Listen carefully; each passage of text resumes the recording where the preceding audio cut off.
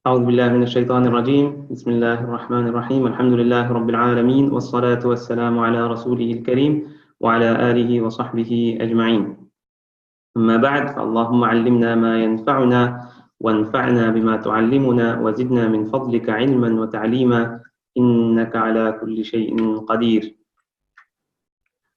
اللهم إني أسألك علما نافعا ورزقا طيبا وعملا متقبلا. Repeat after me. اللهم إني أسألك علما نافعا ورزقا طيبا وعملا متقبلا. Try to inculcate as a daily litany, as a daily act of devotion every morning, inshallah. Right, what I'm going to do today is launch straight into some fun activity. So I'm going to quickly share my screen with you. Here we are. So this is the level 4 prep pack. And at the beginning we have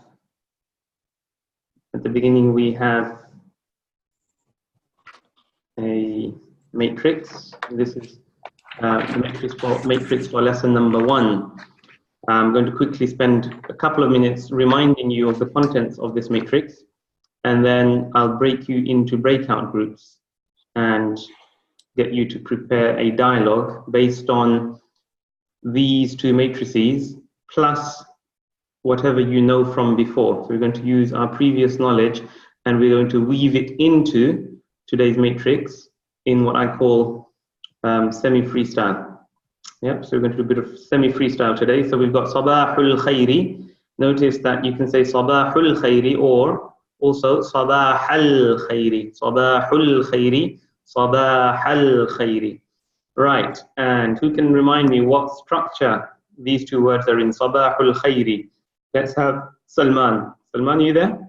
If you could please unmute yourself. Assalamu alaikum. Islam, have you all been hearing me?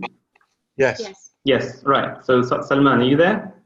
Yes. Yes. Can you remind us what structure this is? Sabahul Khairi? It's Abdullahi structure. Good. Excellent. It's an Abdullahi structure, like Abdullahi, the slave of God. Sabahul Khairi, the morning of good. Yeah, we're going to learn on this level. I think that's... Sorry? Mudaf relay, right? Is that Mudaf? That's right. Exactly. So I'm going to just, for the benefit of those who've studied grammar in a slightly different way, in Arabic we call this an idafa. And an idafa is made up of a mudaf, that's the first word. The word that is owned is called the mudaf, plus the mudafun ilayhi. The mudaf and the mudafun. We call this, the first word is called the mudafun, and the second word is called the mudafun ilayhi. Mudafun ilayhi. Yeah? And mudaf literally means something that is owned. And mudafun ilayhi means something that owns something else. Yeah? And the structure itself is called an idafa construction. All right, so we call this colloquially the Abdullahi structure. You could call it the Rasulullahi structure. So we've got Sabahul Khairi, Sabahal Khairi. So you can see the vowel differences between Sabahu and Sabaha. So notice that, and you get the same difference in the answer. Masa'ul Khairi, or Sabahul Nuri and Sabahan Nuri. Right. That's what you say when you meet somebody at the beginning of your meeting. Yeah. At the end of your meeting, you will say Fursatun Tayyibatun. The meaning is this is a good opportunity. Fursatun Tayyibatun, and the answer is Fursatun Sa'idatun. Now, in colloquial, in spoken Arabic, they won't say the ending. They'll say Fursa Tayyiba and Fursa Sa'ida. Yeah. But for the purposes of our lesson, I want to hear our endings. But I need to know that you know what the endings are. All right? Then we've got Ana sa'idun bi liqa'ika. I am happy to meet you. Literally, I am happy with your meeting. Yeah, the word liqa is a noun. You see, before the word liqa, you've got a bi.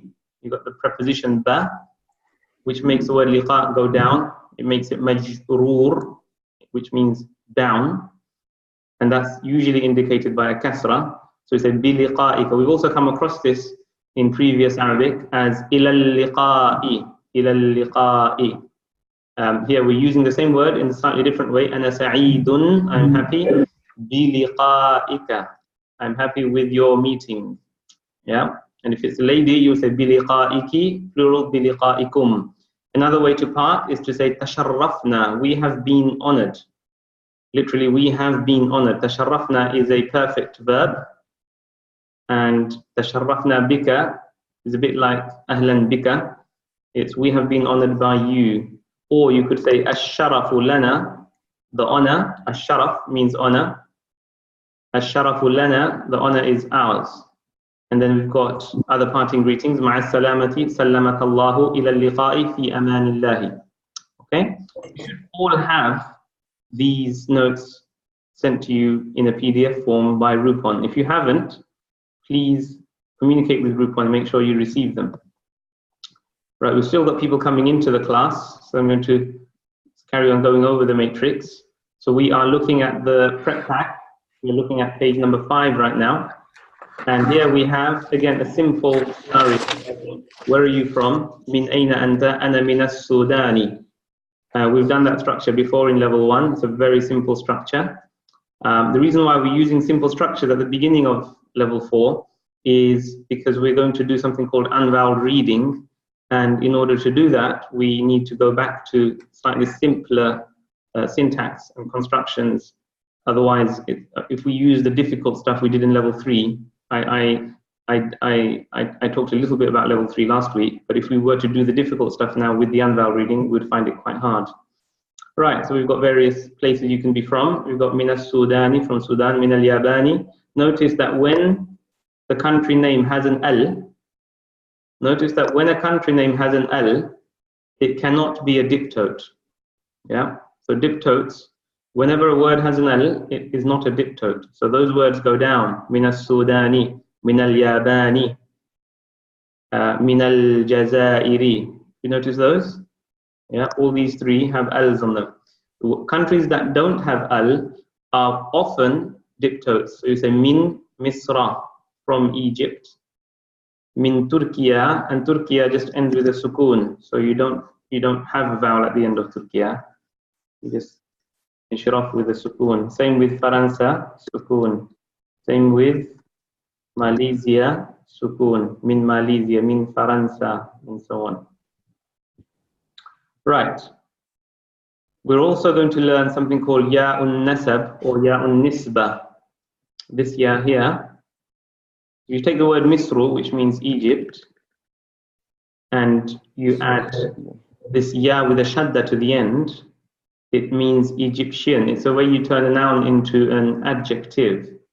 So if you have the word Shamsun, which means sun, and you say Shamsiyun, that means solar, or anything relating or got to do with the sun. Okay? So it's a way you can create nationalities. So if you say Misriyun, that means Egyptian, and that's a masculine adjective. To make it feminine, you add the feminine marker, ta marbuta, to the adjective Misriyatun. Misriyun, masculine, Misriyatun, feminine. Misriyani is a dual for the masculine. So to say 2 Egyptian people, we are 2 Egyptians, you say Nahnu Misriyani. Ani is the dual ending. If it's feminine, you say Misriyatani. You make the dual of the feminine from Misriyatun. From Misriyatun, you get Misriyatani. The plural is a typical una plural we've done before. Misriyuna, Misriyuna, and Misriyatun. Misriyatun. Yeah? Now, those of you who've done level 3, you will know how to negate these. You could say Lastu. If I say to Hal anta Misriyun, are you Egyptian? You can say La Lastu Misriyan, because the khabar of laysa goes up. Yeah. So I want you to try and incorporate some of the things you've done in level 1, 2, and 3 into the dialogues here. So even though the material here is easy, you can ramify it and make it interesting by negating it or sending it to the past. So you could say kuntu misriyan, which wouldn't really make any sense. I was Egyptian. But if you would say I was Egyptian or he was an Egyptian, yeah, if you're talking about somebody from the past, he was Egyptian and he's passed away now, you could say kana misriyan. Kana misriyan. He was Egyptian. For example, if your father was Egyptian and he's passed away, rahimahullah, you could say kana walidi misriyan. My father was Egyptian. Okay, so you can use the word jinsiyatun to ask people's nationality. You can say mal jinsiyatu, what's the nationality, or ma jinsiyatuka, or ma jinsiyatuki, and so on. Okay, so that's that. Now what I'm going to do, I think most of you are here now, I'm going to break you out into breakout rooms, and you're going to spend 10 minutes with another person or another couple of people preparing a short dialogue. I want you to prepare 2 sentences each. So each of you has 2 questions and 2 answers.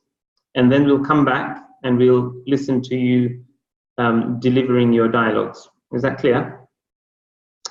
Okay. Does anybody have any questions or does not know exactly what we're going to do? Please let me know. Just put your hand up. All right, for your benefits, because some people came halfway through, we looked at page 4 and page 5 of your notes. And if anybody doesn't have these, I'm going to just minimize my screen here. Here you can see the whole of the first matrix. Sorry about that.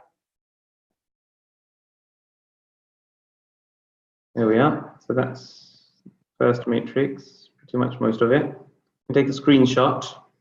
Or actually, you could take a screenshot of both. There we are. It's always better to try and join on a computer because you have a larger screen and you can see what I'm sharing on my screen. All right. So there we are. You can take a screenshot of that if you don't have the notes. If you do, that's fine. You can open up your PDF. And I'm going to now stop sharing my screen and put you into breakout rooms. So we have 30 of you here, so I'm going to make 15 groups, so there should be 2 of you in a group. And actually, let's keep it short because there's 15 groups. I don't want to take too long with this. Let's do 1 sentence, 1 question, and 1 answer. 1 question, 1 answer. So, Salman, you have a question. Please unmute yourself and speak. Yeah, Samina's here with me, so we're sort of in together. Ah, okay. So I guess the 2 of you could work together. Well, let's do this. I'll still put you into a group. So the 2 of you plus another person will be a group of 3. Does that make sense? Okay, no problem. Okay, all right. So let me do the breakout rooms. Here we go.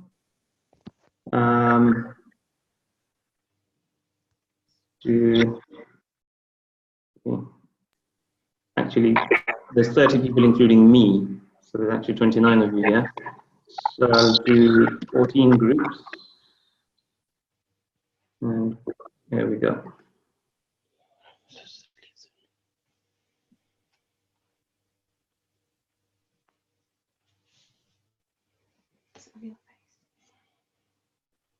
So you should get a notice asking you to join a room right now.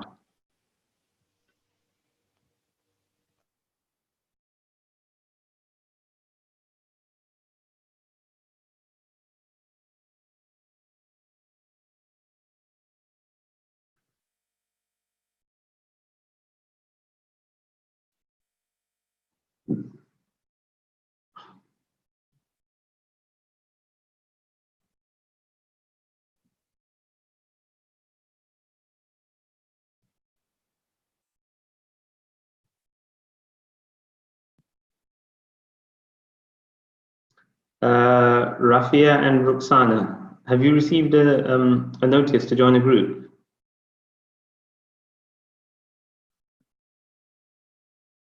Rafia? Assalamu alaikum. Rafia and Ruxana, are you there? Hello, assalamu alaikum. Is Rafia there?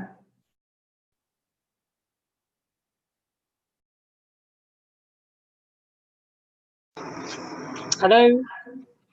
Yes, Assalamu alaikum. Is this Roxana? Yeah, that is Roxana. Did you get a notice to join a group? Yes, I did. I've just clicked on it. Okay, it should take you into the group. I'm not sure why it hasn't.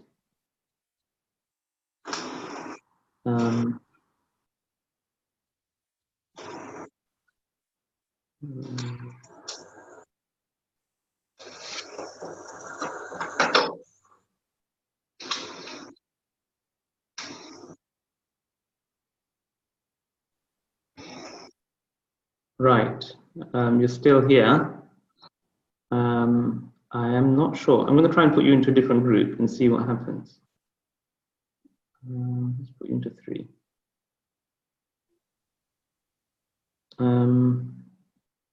Alia, are you back? My partner is muted his microphone, so I have no interaction with him. I can't hear you, Alia. Okay. Hello. Can you hear me now? I can, yes. Okay. My partner, he has his microphone unmute, mute. I mean, so we have no interaction. No, Alia, I can't hear you at all. Now, can you hear me? Yes. Okay.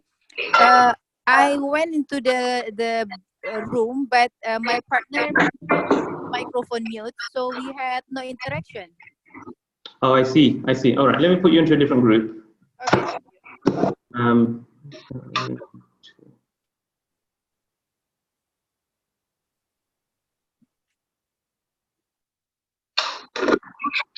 Right. Roxana, have you not got a notice to go into a group? No. No. Because I did join you to another group, but that hasn't gone through for some reason. Breakout room 7. Let me try and put. Alia, have you got a notice to go into room 2? Not yet. How very odd, because I've sent it to you. Right, let's do something. Let's have there's 3 of you here. We've got Afsha, Roxana, and Alia. Why don't you just carry on in this forum? So the 3 of you work here. Okay. Test time. All right? Yeah. Yes, go ahead. Go ahead.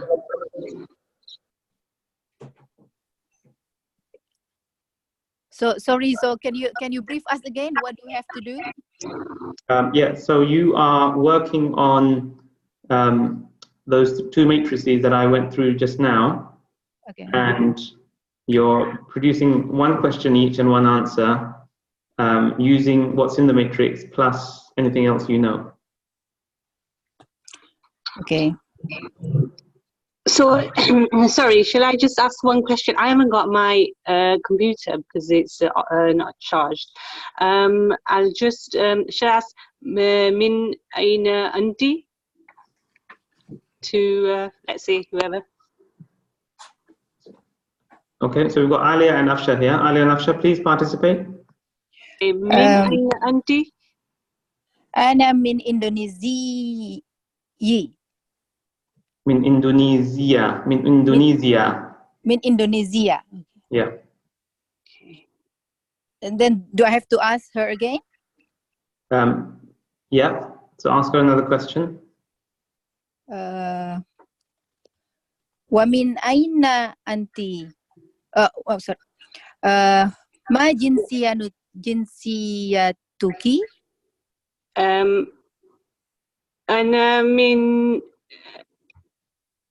أنا من مصريون.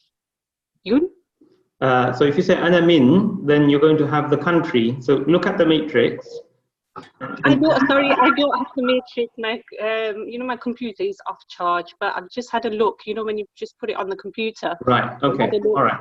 So have you done the concept of a dictote before? Yeah. All right. So would you say ana min Misri or ana min Mis? Is it ana min Misri or is it ana min? Because it's mamnu'un min as-sarf. We call it ghayru munsarif. You would make it go up instead of down. So you say ana min Misra. Oh, Misra, yeah. Ana min Misra, like ana min Londana, because Londonu is a diptera. There's no tanween, and these words can't go down with a kasra. Okay. Yeah. So you say, have you done that before?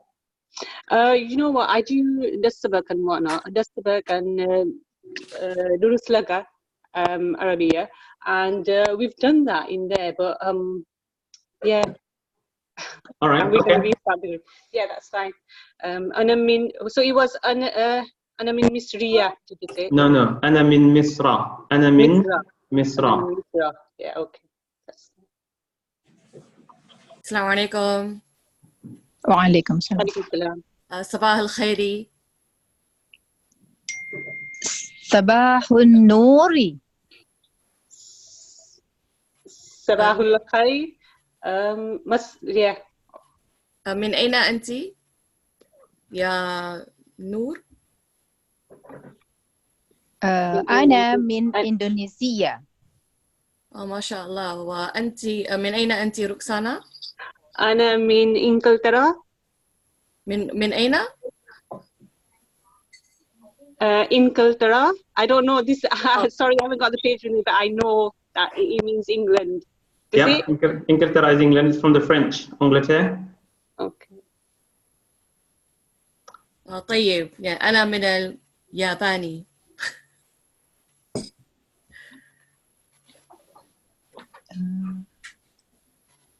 Okay. فرصة طيبة. Does. Try to make it a bit more interesting, like things you know. So, أين كنت في الأسبوع الماضي? Where were you last week? You could say كنت مريضة. I was ill. You could say كنت في عطلة. I was on a holiday. So just use what you know from before and integrate it with what you're doing here. Oh, okay. Yeah, because the idea is this is an advanced program. So the students who've done level 1, 2, and 3 with Arabica will be able to do those things quite easily. Yeah. Okay. So use what you know from before. So let's this is just a test of what we can express verbally from the knowledge that we have. Okay. Okay. Right. I'm going to close the rooms now. So what we'll have to do is we'll have to improvise. So once everybody's back, we'll just we'll start presenting in the pairs or in the threes, and hopefully bring these matrices to life. Okay. So carry on. Those of you who are here, carry on with just your answers and questions. In about a minute, everybody will be back. Okay. هل نعم.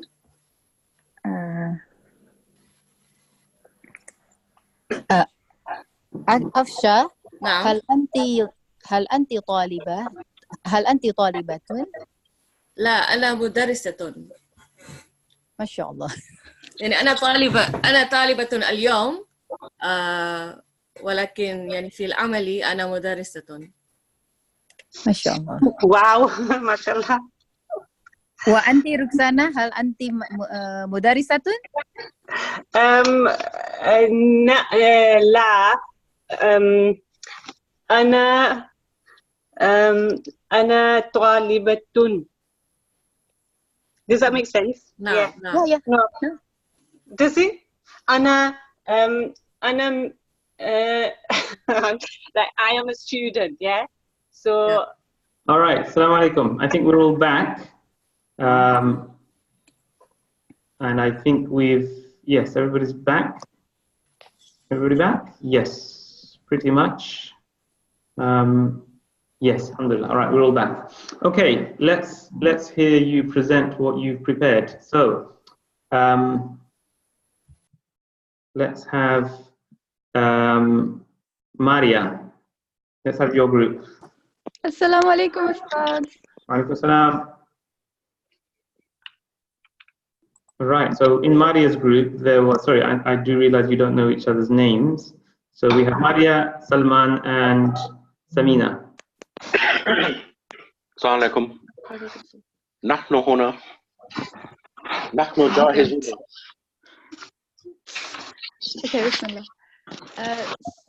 صباح الخير. صباح النور. صباح النور أيضا. من أين أنتما؟ هل أنتما من اليابان؟ لا، لست ياباني من اليابان. أنا من مصر. حسنا. أنا من الجزائر أصلا. ومن أين أنت يا أختي؟ أنا من باكستان أصلا، من مدينة قريب من العاصمة هناك. وما جنسيتكما؟ هل أنتم مصريان؟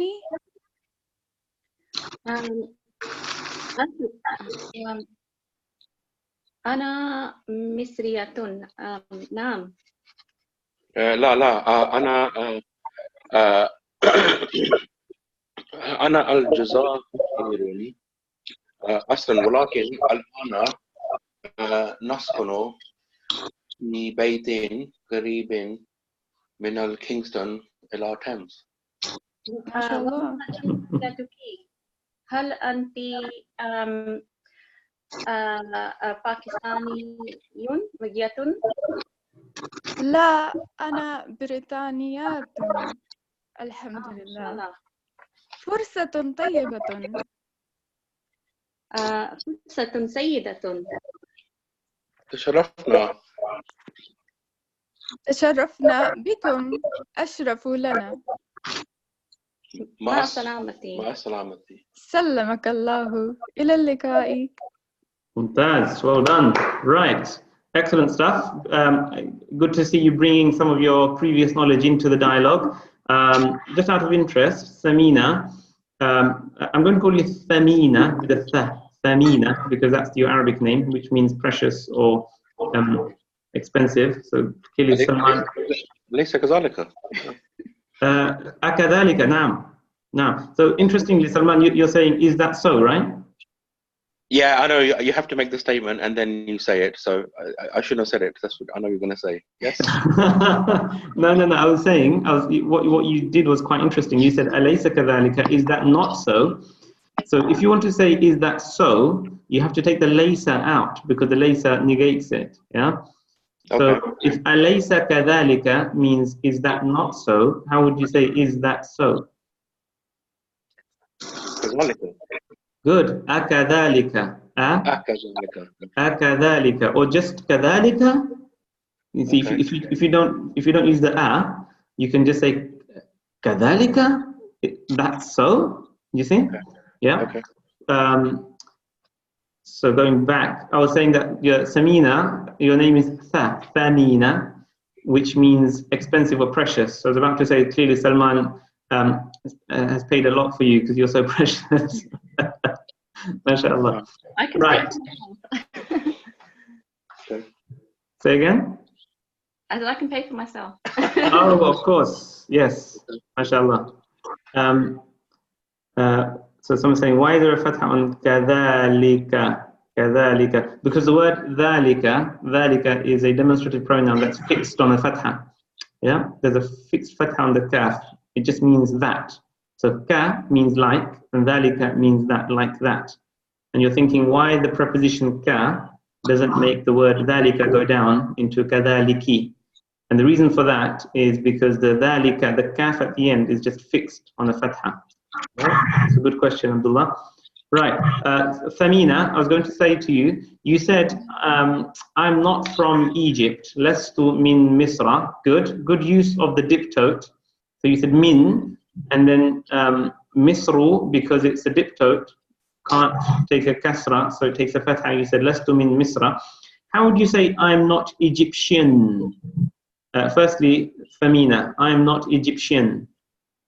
لا لست مصريا. Good. Misriyan. Now, I want you to make that feminine. مصرية. Excellent. Good. She said, La. Lastu misriyatan. Lastu misriyatan. because the khabar of lastu goes, where does it go? It goes up. Yeah, in grammatical terms, we call that mansoob. Mansoob. Yeah, the up in Arabic is called mansoob. And the mansoob or the up is normally indicated by fatha. All right? Can a diptote take a tanween? Marjia is asking, can a diptote take a tanween? Let's have one of you three who are presenting now answer that question for me. Can a diptote take a tanween? No, a diptote cannot take al or tanween. Yeah. Good. A diptote cannot take a tanween. Maria also said it can't take an al. Technically, you can put an al on some diptotes, but when you put the al on it, it stops being a diptote. Yes. All right. So Maria's right. The word Misru, Egypt, is a diptote, but you can't put al on it. Because and the reason why you can't put al is noun. because it's a proper noun, not because it's a diptote. You can't put an al on it because it's a noun that just doesn't have an al. Okay. But other diptotes, like say the word sahra'u, sahra means the desert, sahra'u, or majalisu, meetings, or masajidu, mosques, those are all diptotes, and if you put L on them, they will go down, they stop being diptotes, like fil masajidi, fis sahra'i. Good. Marjia, yes please, unmute yourself and ask your question. You know, when you asked the question, if you're saying I'm Egyptian, and I think it was Maria, she said, and I'm Misriyan. Are you saying Misriyan? No, Misriyan. So she said, if it's a woman, she'll say, Ana Misriyatun. But what did we say about? So wait, is Misra is diptote? Well, I'm confused. All right. Do you have the matrix in front of you? Yeah, I do. Right. Okay. So in the matrix, there's two ways to talk about where you're from. Yeah. One is to say you're from a country. Yeah. So you can say Ana min Misra. Yeah. Yeah. And that's not an adjective about you. It's just saying you are from Egypt. Yeah. Yeah. The other way to do it is say I'm Egyptian, in which case we create an adjective out of the name of the country. Yeah. The way we do that is we put a ya, it's called ya'un nisba or ya'un nasab, onto the end of the word. Like from Pakistan, we have Pakistaniyun. Okay?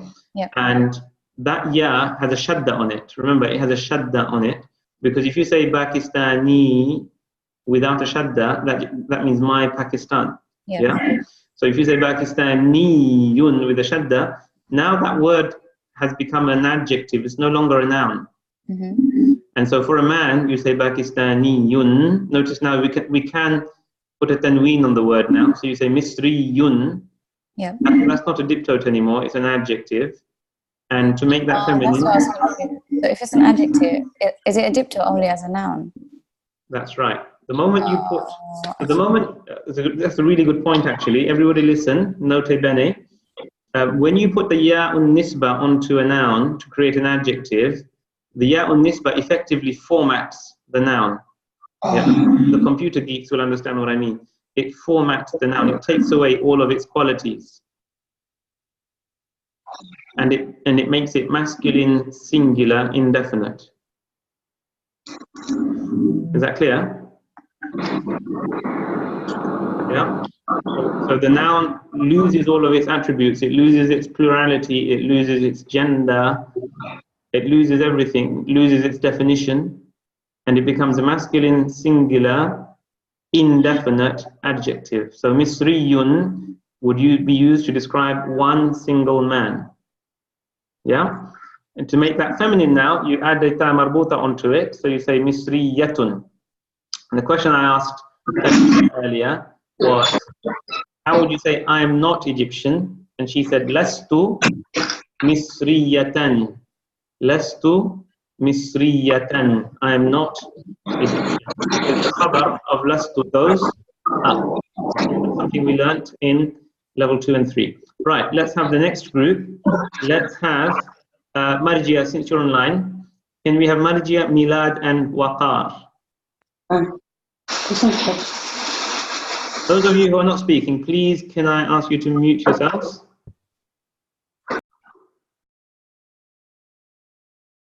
All right, off you go. Marjia, Milad and Waqar. السلام عليكم كيف حالكم يا ميلاد وإفا؟ الحمد لله أنا بخير جدا وعليكم السلام أنا بخير أيضا. الحمد لله. يا ميلاد من أين أنت؟ أنا من اليابان. ويا إرفا بنت وقار ما جنسيتك؟ أنا باكستانية وما جنسيتك يا مرجية؟ أنا من تركيا. أنا تركية. وميلاد من أين والديك؟ والدي من إيران ووالدتي من إيران أيضا. حسنا. هل تسكنون في إيران الآن؟ لا تسكنون في لندن الآن. ويا إرفا من أين أنت؟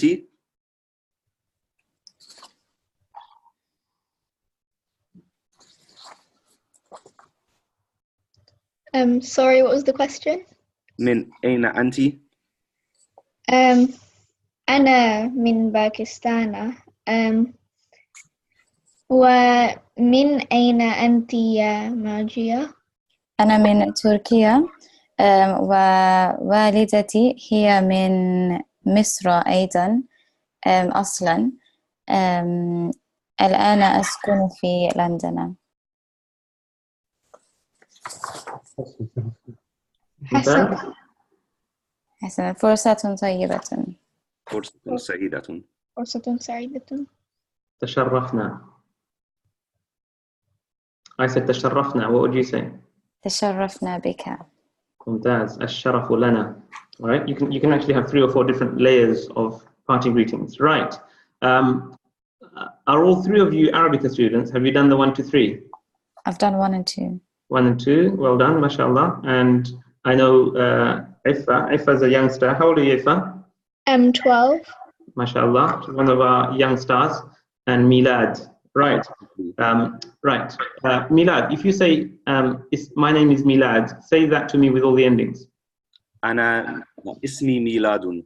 Miladun, good. And Marjia, if you're saying, oh Milad, you'd say, Ya Miladu. Ya Miladu, good. No tanween. Because after the ya on nida, we call this the ya on nida, the ya of calling. Nida means calling. You take off the tanween. So you say, Ya Ahmadu, Ya Muhammadu, Ya Miladu, Ya Iffatu. Good. Now, Iffa, is your name a diptote? Yes. Good, good. So if I were to say from Iffa, from as in from you, I would say min Iffa, and what ending would I have? Ta. Good, min Iffata. Good. Now, if you say your parents, so somebody said my parents are from Turkey. I think that was Marjia. Can you repeat that, please? والداي في تركيا. Oh, good. So والداي من تركيا. والداي من تركيا. My parents are from Turkey. Now, there is another version of that word. It's والدي. Yeah, and the expression والدي ربي اغفر لي ولوالدي. Allah, my Lord, forgive me and my parents. This is in the Quran. Walidayya. Now you can guess from the li why walidaya becomes walidayya. Can you you 3 guess? Because it's the preposition beforehand, so it becomes walidayya. Good. So it effectively goes down, right? Because of the preposition li. So what I'm going to do is share my screen, and because we start to do duals with a lot more earnest in level 4. And you see in that matrix, there's a dual. You've got Misriyani, Turkiyani, Misriyatani, that dual. I'm just going to show you a quick trick with the dual on the board. So here we go. my screen. Let me bring that down here. Right. So the dual, if I can ask everybody to please mute yourselves until I finish speaking. So we've got the dual. If I take the dual, if I take the word walidun, which means father, that's walidun, there with a tanween. Yeah, walidun. Now, to make the dual, the first thing I do is I take off the tanween. Yeah, and then I add an alif. So I put a fatha on the last letter of the word, and then I add an alif, and then I add a noon with a kasra. So that's the marker of the dual. You do that to any word, you make a dual. So can you see the dual word for parents, walidani, is made from the masculine walid, which means father, and so it technically means two fathers. It literally means two fathers. Yeah, so if you were talking about two fathers, you would also use the word walidani. But most of the time when you say walidani, you're talking about your mother and your father. Okay, now that's the word when it's in default. Yeah, for those of you who are new, we use the word default to refer to the dhamma ending, which you might know as marfu', okay, or nominative. So in the dhamma ending, in the default state or the marfu' state, the dual word is walidani. Now, what happens to the word when you make it go down is it becomes walidaini. Walidaini. So I'm going to so if I say from two parents, I would say min, and then have the word wali.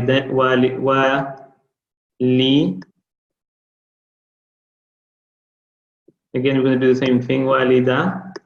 But now, instead of adding an alif and a noon, we add a ya and a noon. So now we have wali, day, ni. Now, what I want you to appreciate is the marker of the default, the thing that marks that it's a default is the alif. And the thing that marks that it's up or down is the ya. This noon at the end has nothing to do with marking whether it's default or up or down. Okay, that noon stays constant on a kasra. So when it's in default, you say walidani. And when it's in up or down position, you say walidaini. Now, whenever you put a dual noun into an idafa construction, into a Abdullahi structure, so when a dual noun is the first word in an Abdullahi structure, you drop the noon. I will show you what happens when you drop the noon. We're going to delete the noons. There we go. We're going to delete these noons. And here, might have to just cross them out. There we go. So I'm going to take them. I'm going to delete that noon. There we go. It's gone. Yeah. So I've got left walida and waliday. Walida and waliday. So if I said the parents of, let's say the parents of Muhammad, I would say walida Muhammad and say Muhammadin. That walida Muhammadin means Muhammad's parents. From Muhammad's parents would be min waliday Muhammadin. From Muhammad's parents, min waliday Muhammadin. Notice you drop the noons. So as you can guess, when you attach an attached pronoun like ka or ki, you also drop the noons. So if I want to say your two parents, I would simply say walida ka or walidayka, min walidayka, from your parents, min walidayki, from your parents, if I'm talking to a lady. Yeah, and if you want to say from my parents or my parents, you would Now you want to add the ya. Now, if I want to say my parents, I've got walida, and then this ya normally has a sukoon, and the letter before it normally carries a kasra. Yeah, so to say my dad, you just say walidi. But here we don't have walid, we've got walida. So this alif here, it cannot carry this kasra. So instead of that, what we do is we just put a fatha on the alif. So you say walida, yeah. Same here. You say waliday, waliday, yeah, like that. Yeah. But when you say walidayya, because you've got two yas, we don't want to write both of them. So cross the first one out. And we just indicate there's two of them by putting little W, putting little shadda here. So you say min walidayya. So it's very important from now onwards. I've shown you how we arrive at the two outcomes.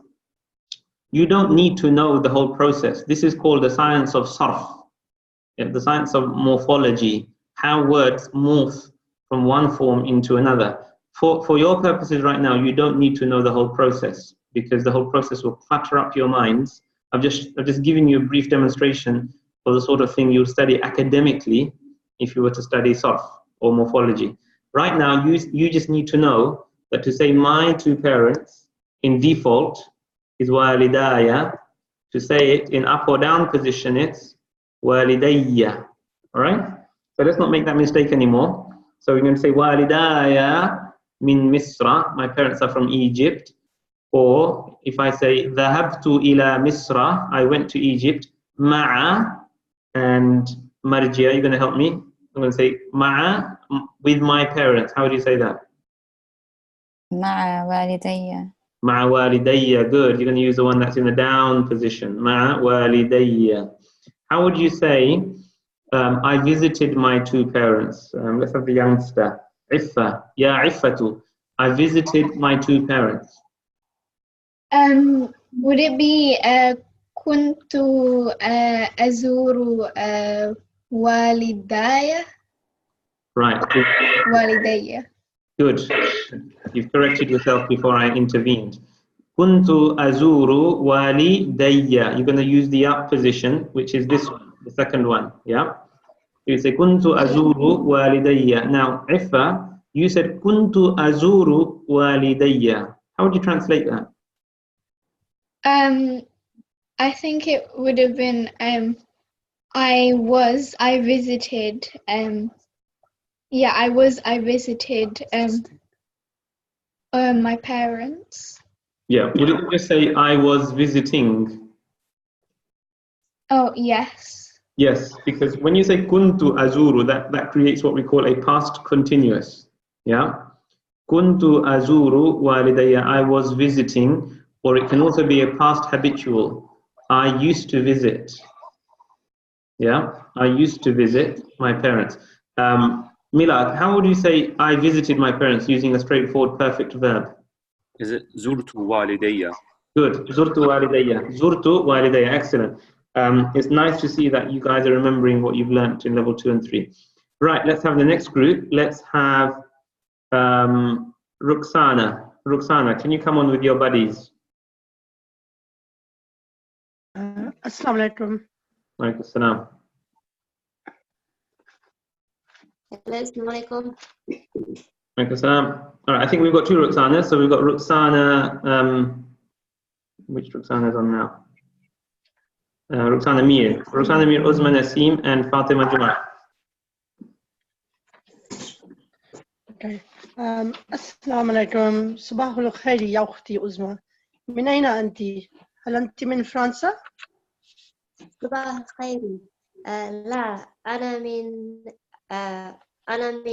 قرية صغيرة في شرق باكستان في آسيا. ما جنسيتك؟ أنا من باكستان أيضا، ولكن الآن أسكن في لندن مع أهلي.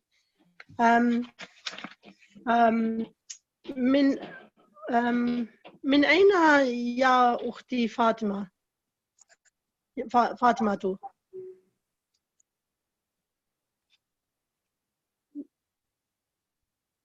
Fatima, are you there? Is Fatima there? Let me see. Yes, she is here. Fatima, you joining in? Assalamu alaikum. I think she was having problem with her connection. Ah, I see. All right. Okay. The two of you carry on then. Hopefully she can hear you. Okay. That was it really for me because Fatima was going to do the next part. So, ma right. Yeah, I just threw the question to Fatima, and then Fatima was going to carry on from there. Fatima, are you here? Assalamu alaikum. All right. Okay. All right. So, tasharrafna. تشرفنا بك. أشرفوا لنا مع سلامتي يا أختي. مع سلامتي. Good. All right. Just remember the second version, ash-sharafu lana. Yeah, which literally means the honor is for us. Okay. Yeah, ash-sharafu lana. And the meaning is that actually it is you who have honored us as opposed to I who have honored you. Yeah, ash-sharafu lana. The honor is from you to us. Ash-sharafu lana. In another circumstance, the expression ash-sharafu lana can mean the opposite. It can mean we have the honor and you don't. Yeah, but it all depends on context. Can you see? Because if you say we have honor, you'd also say ash-sharafu lana. But if you say the honor is ours, that's also ash-sharafu lana.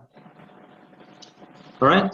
So Sister Fatima, if you do manage to come back, please feel free to play a cameo role in any other dialogue. The idea is we want to be able to just stand up and use whatever we know without having to pre-script.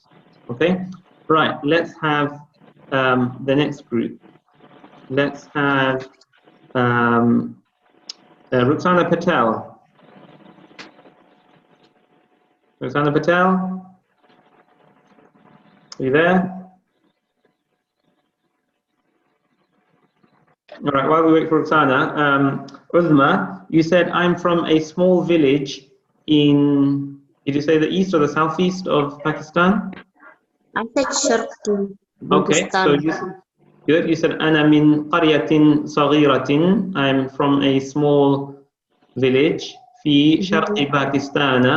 And then did you say in Southeast Asia? No, I didn't hear anything advertising. I just said في آسيا. في Asia, in Asia. Good. Right. I've noticed a lot of you are also using the word aslan, which means originally. Good use of the word aslan as an adverb, aslan. Now, the word asl actually is a noun, as you can see. And you can use the word asl in a slightly different way. How would you say, my origin is in Pakistan? Uzma. Asli في Pakistan. Good.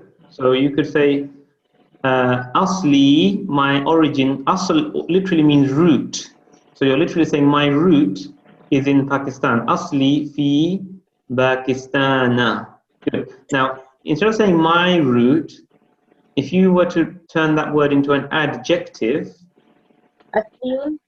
Asliyun, that means original. Yeah. So if you say asliyan, that means originally as well. From the word original. Yeah. Asliyan. Asliyan will mean originally as well. Yeah. Now, interestingly, how would you say? So suppose you go into a shop and you want to know whether the thing you're buying is original or fake. Yeah. So I want one of you to ask me, is this original? Is this original? هل هذا أصلي؟ Good. هل هذا أصلي؟ هل هذا أصلي? Is this original? All right. Okay. Is Ruxana Patel here? Sorry, how do you turn asli? If you were describing something feminine, you would turn it into feminine. That's right. If you're describing something feminine, I'll show you. So you take the word aslun. I'll show you on the screen. Aslun. That's the word aslun here. Yeah. So you have a tanween here. The first thing you do is you cross out the tanween, right? Because you're going to add that ya. You cross out the tanween and you put a kasra under the lam, and then you're going to add your ya here, and you add the shadda here, and then you put the tanween on the ya now. So you can say asliyun, that means original. Yeah. Now you want to make that feminine. To make that feminine now, you're going to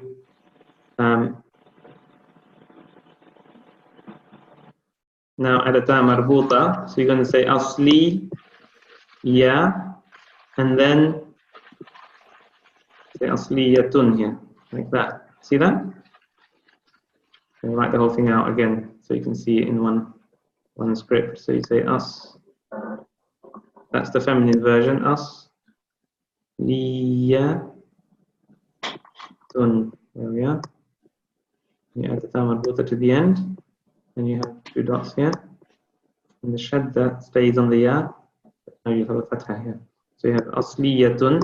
So if the thing that you're buying is feminine, you say hal hadhihi asliyatun. Is this original? Hal hadhihi asliyatun. All right. Okay, let's have Abu Islam and Hari. Sorry, I have a quick question. Yes. Assalamu alaikum, ya ukhti. Abu Islam, just before you come, I've got a quick question from one of the other students, Shakir. Yeah. So can I say ahadha asliyun instead of saying hal hadha? Is that correct? Yes, you can say ahadha too. Yeah. Okay. So the question was, I'm going to show you on the screen again. Instead of saying hal, you can say can use the other particle for the question, which is a. The a on its own creates a question. Ahada asliyun, is this original? You can also switch the mubtada and the khabar. You can switch the subject and the predicate, and you can say asliyun hada, asliyun hada. Yeah. For example, if you want to say, is it true? How do you say it is true? Abu Islam, how do you say it is true? Sorry.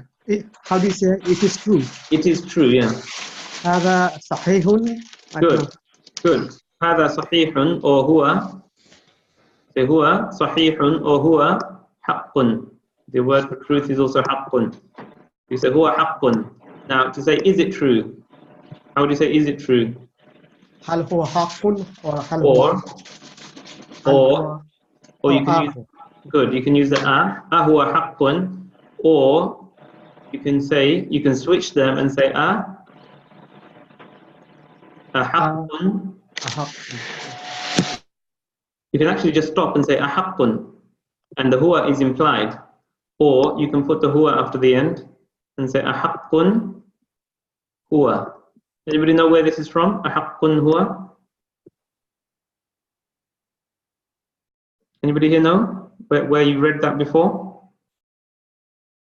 أعوذ بالله من الشيطان الرجيم ويستنبئونك أحق هو قل إي وربي. Have you heard that? Yeah. In the Quran it says, and they ask you, is it true? أحق هو أحق هو. And Allah says, قل. Allah says, say. قل E. Anybody know what E means? Anybody know what E means? E.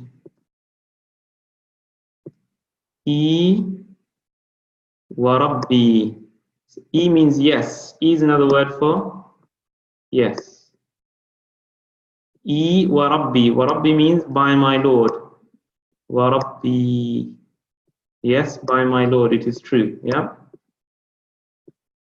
E wa Rabbi, I guess. وَيَسْتَنْبِئُونَكَ أَحَقٌّ قُلْ إِي وَرَبِّي. So you can use this expression to say, is it true? and then you can say I wa Rabbi, yes, by my Lord. So if I say to one of you, ahaqqun, is it true? Do you remember anna from level 3? Anybody here remembers the word anna from matrix 20? Anna. Yes, remember. Who said yes? Zara, I just joined now, sorry. All right, okay. Well, ahlan wa sahlan, welcome. Ahaqqun annaka misriyun. Is it true that you are Egyptian? You see, so I want you to ramify the very simple matrices that we're introducing here in level 4 with your previous knowledge. So you can say, because in matrix 20 we learnt asahihun anna, is it true that? Or huwa sahihun anna, it is true that. Huwa haqqun anna, it is true that. You can say ahaqqun annaka misriyun, is it true that you're Egyptian? Ahaqqun annaka kunta maridan al-usbu' al-madiya, is it true that you were ill last week? And then you can say na'am, or you can say I wa Rabbi, yes, by my Lord, kuntu maridan falam ahdur durusi, I was ill so I didn't attend my lessons. You see what you can do? Falam I wa Rabbi, yes, by my Lord, kuntu maridan falam ahdur durusi, I did not attend my lessons. Right, since Zahra you answered that question, let's have you, were you here earlier when we prepared the dialogues? No, I wasn't. I'm actually on my way to the level 3, so I'm in the car driving. I just wanted to listen in as a tester. All right. Okay, welcome. All right, let's have Abu Islam and Sari. Assalamu alaikum ya ukhti, sabahul khairi. Wa alaikum assalam ya akhi, sabahun nur. Ya ukhti, ma ismukil karimu? Ana Sari, wa anta? Ana Abu Islami. Wa min aina anti? Ana asli min Indonesia, walakin askun fi Wales. Wa anta min aina anta aslan? Ana min Bangladesh aslan, wa aidan askunu fi Britania al-ana. يا أختي هل حضرت الدرس في الأسبوع الماضي؟ نعم حضرت درسا الأسبوع الماضي. هل حسبت أن الدرس كان درسا نافعا؟ نعم وجدت الدرس نافعا لكن قليلا لأن الأستاذ بيّن شيئا آخر. يا أختي سعدت بلقائك يا أختي. سعدت بلقائك.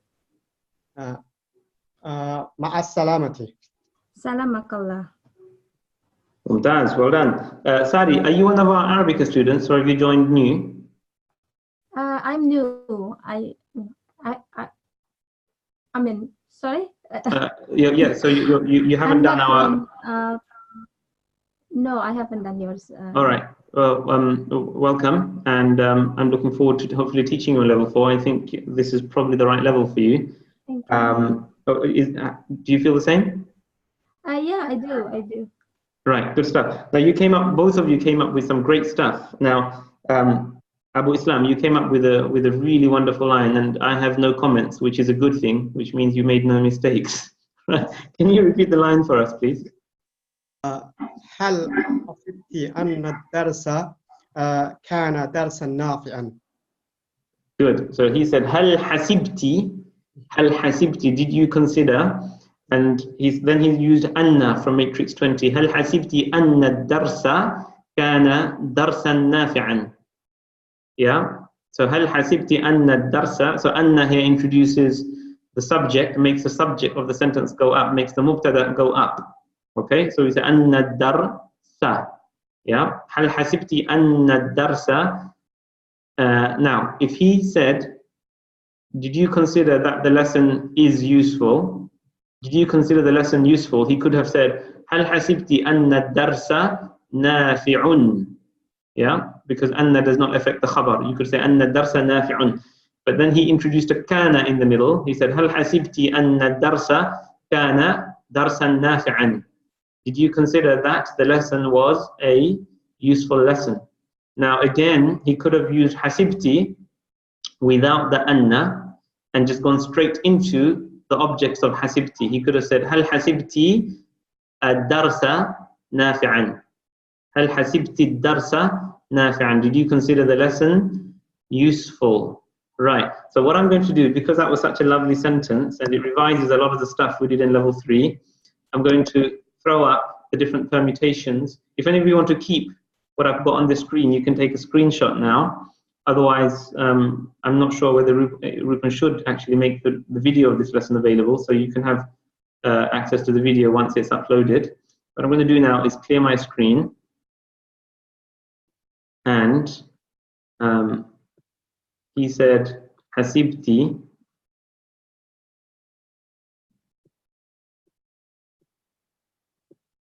Yeah, hasibti. Now, here you could say, you could treat hasibti as a verb which has two objects. And there you'd make both words an ad-darsa. هل حسبت الدرس نافعا? There, because the verb hasiba has two objects. Remember, we did this in matrix 15. Yeah, and the two objects of hasiba and hasiba sisters, like wanna, the two objects go up. Now, one thing you'll notice, Abu Islam, since you're here, what do you notice about this construction if you take hasiba away? If you take hasiba away, what's left? Sorry, I just don't understand the question. Okay, if I were to take hasiba away, the verb away, yeah, then, and just say this on its own as a noun sentence, what endings would you put? Ad-darsu nafi'un. Good. Ad-darsu nafi'un. You have a simple noun sentence which is in default, which is marfu', where you say ad-darsu with a dhamma here, nafi'un with a dhamma tanween on the second word. You have a definite word and an indefinite word, which creates what we call a noun sentence. We call this in Arabic a jumla ismiya, a noun sentence. Right. Now, instead of doing that, what he did something a bit more interesting. He put an anna here. So he said, hasibti, hal hasibti, anna. Now what anna does is anna introduces a noun sentence. And now, because anna is coming in after hasibti, the rules of anna will apply here, not hasibti, not the verb hasiba. So you say anna darsa,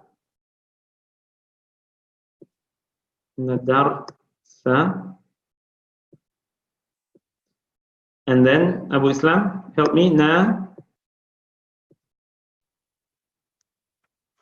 what's the ending of nafi' here?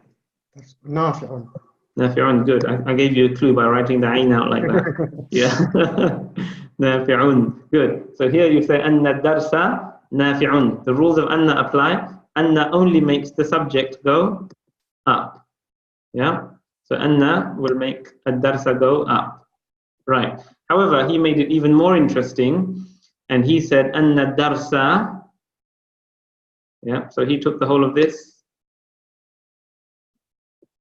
and before the khabar, he introduced the kana. So he said kana. Now he said kana was. Now because kana is coming in now, the rules of kana start applying, and kana makes the khabar go up. So kana, and then you say na fi an. Right. So this is the kind of thing that I need everybody to be able to do without thinking. Yeah. In most educational courses, they say think. In this program, I say, please do not think. I don't want you to think. I want you to speak Arabic without thinking. So he said, هل حسبتي أن الدرس كان نافعا? See that? هل حسبتي أن الدرس كان نافعا? Did you consider that the lesson was useful? And Sari, what did you say?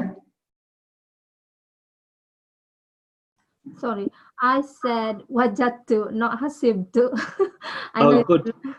She said wajadtu. Now she used another sister of dhanna, which is wajada. Wajada. She said wajadtu. Carry on. Wajadtu ad-darsa nafi'an Good. qalilan. Qalilan. Good. Oh, only qalilan faqat? I add another sentence. This is just to, you know, li'anna al-ustadha bayyana shay'an akhar. Okay. You said bayyana. Bayyana. Bayyana. No. Shay'an akhar. Excellent. Good. All right. So she's using a bit of level 2. We've done level 4. Sorry. We've done a form 2 verb in level 3, which is darrasa yudarrisu. Darrasa or allama yuallimu, to teach. Darrasa yudarrisu, to teach. I think we did it in matrix 15. So she said bayyana. Bayyana yubayyinu, from the root bayan. Yeah, bayan means speech. It also means clarity, because clarity comes with speech. So she said لأن الأستاذ, she said وجدت الدرس نافعا قليلا. She used the same structure as this one here. Yeah, instead of hasibtu, she said wajadtu, and wajada here meaning to consider. Yeah, if I say to you, how did you find the biryani? I don't mean how did you locate it. I mean, did you like it? Did you consider it tasty? So you say wajadtu biryani ladhi biryaniya, I guess, ladhidan. I found the biryani tasty. So she said wajadtu darsa nafi'an qalilan li'anna al-ustadha. So she used a li'anna, yeah. And remember, li'anna is a sister of anna. And again, it's going to do the same thing. Yeah. So the way we said anna darsa, we'll say li'anna al-ustadha. Yeah, it makes the subject go up. And then she said bayyana. Bayyana means to clarify, or to, I guess here it's kind of to introduce. Bayyana shay'an. And she said shay'an. And Sari, can you help me? Note the way we write shay'an. We've done the word shay'un. Yeah. But note when you write shay'an, you write shay, and then you write a hamza on a notch like that, and then you write an alif with the fatha tanween. Usually hamzas are able to carry the fatha without the need for an alif. The word shay'an is an exception to that. Yeah. The word shay'an, note how you write it. This is a spelling point. You write it with a hamza on a notch, and then put the tanween, fatha tanween, on the alif. You don't do that if it's in default. If it's in default, you write it like this. Shay, write the ya like that, and then you write the hamza at the end on its own. Shay'un, yeah. You write like that. But when you put a fatha on it, you write an alif, and then, Sari, you're going to help me. What's the ending of akhar? It's ra, akhara. It's mabni. Mansub, sorry. It's mansub, good. It's going up. It's agreeing with shay'an.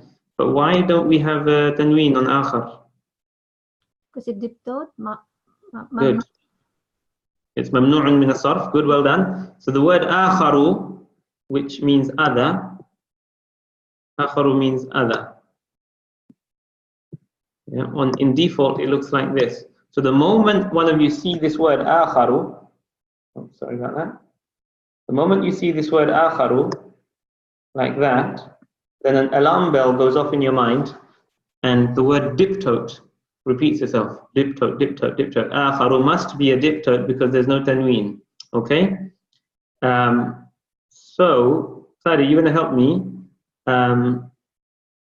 You're going to help me put a B before the word something else. So the word shay'un akharu, the word shay'un, I'm going to put it here in default. Shay'un akharu means something else. If I say to somebody, anta shay'un akharu, you're something else. What am I trying to say? If I say to somebody, you're something else in English, what am I trying to say? I'm trying to criticize them. I'm saying you're quite something else. Yeah? Or they're beautiful. Right, yes. Yeah, that's right. It could be praise. You're quite something else, meaning you're very beautiful or very intelligent or smart or just very good at what you do. Right. Now, Sari, you're going to help me now. Put be. Yeah, I'm going to say with something else. Put a be here. Right, so you're going to help me change the endings. Can you help me, Sari? Okay. بشيء آخر. Good. Excellent. بشيء. The be makes the word shay'in go down. And because akhar is a diptote, it wants to go down, but it can't. So it will go up instead. بشيء آخر. بشيء آخر. Is that clear? All right, well done. Let's now go to the next group. Let's have Amina. Amina Koroma.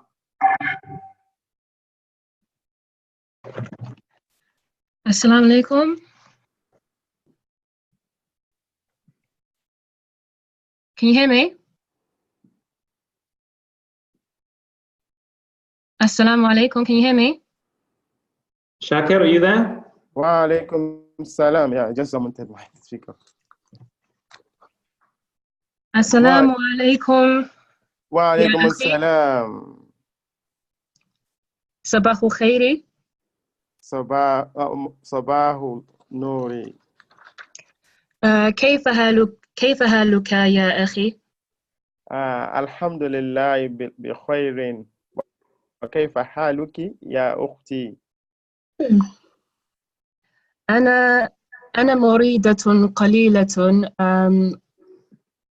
ولكنني أنا أحسب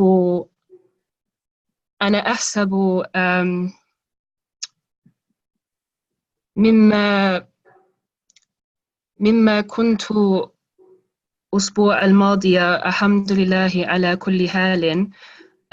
ما جنسيتك يا أخي؟ أنا من نيجيريا. وما جنسيتك يا أختي؟ أنا من بريطانيا.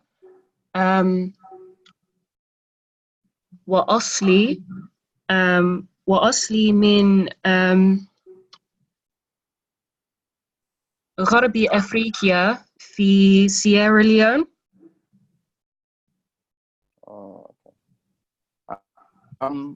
ما سبب مريضتك؟ يمكن أن تكرر؟ ما سبب مريضتك؟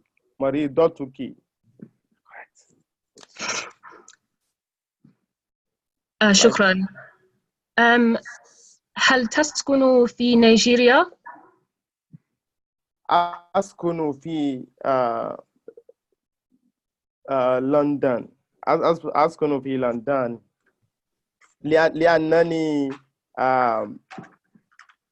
لأنني طالب في UCL.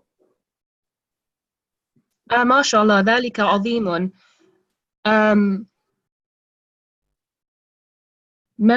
ما تدرس في الجامعة؟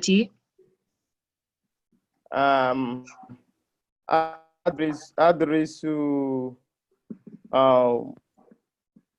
chemical engineering. الحمد لله.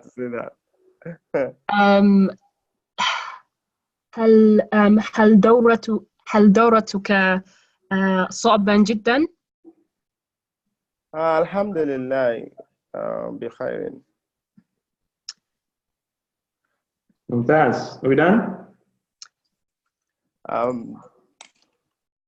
فرصة طيبة.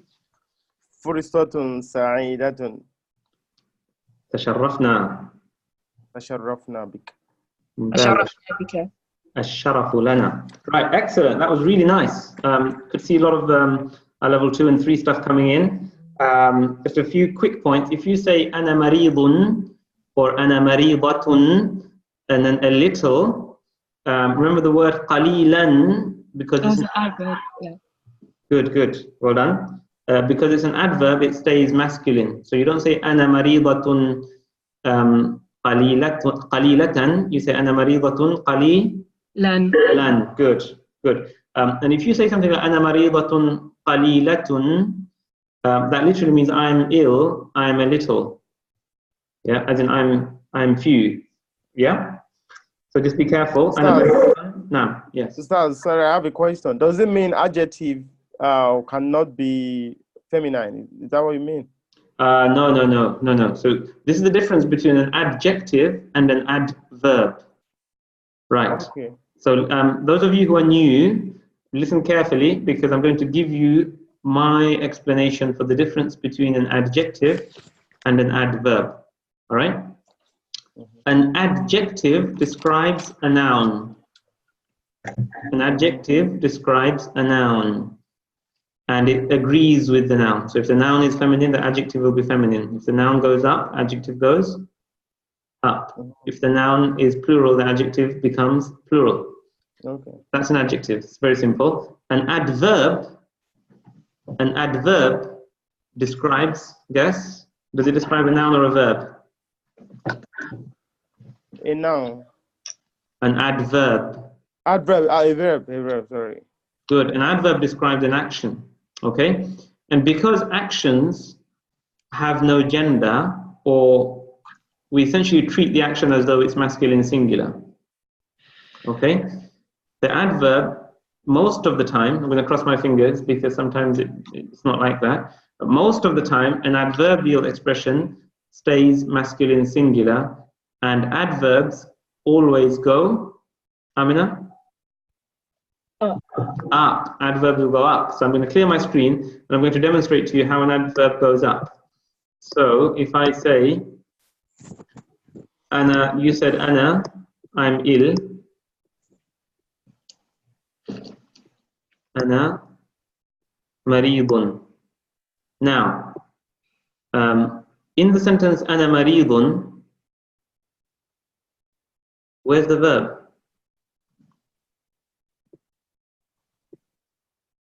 I am ill. Think about it in English. In English, what would you say is the verb? The am, because it's like to be in a state of sickness. Good. So in English, we'd think of I am ill. Right. So the verb. So you should appreciate that even in a noun sentence in Arabic, even in a noun sentence, there is a verb. But because in Arabic the verb is not written or stated, we call it a noun sentence. But technically every sentence must have a verb. So English grammarians are correct when they say that you cannot have a sentence without a verb. Because even in the noun sentence, you have the verb is or am or are, the verb to be. So now the adverb, I am a little ill, yeah, I am, the word am is being qualified here by the word little. I am ill, but I am a little ill. Do you see? So the word little, qalilan, describes the word am. So that's why it goes up. It's not an adjective here. It's an adverb of the word am. Yeah, and that's why even if you're a woman, you would say ana maridatun qalilan, because the word am, it hasn't changed. Yeah, the word am is still masculine singular conceptually. And that's why most adverbs stay masculine singular and go up. So remember, adjectives describe the noun and agree with the noun. Adverbs stay masculine singular and they go up. They go up. So that's why you say ana maridun or ana maridatun qalilan. Same for jiddan. Yeah, you don't say jiddatan, you say jiddan, even if you're a woman. Okay? Now, Shakir, if you say I live in London, what's the ending of London?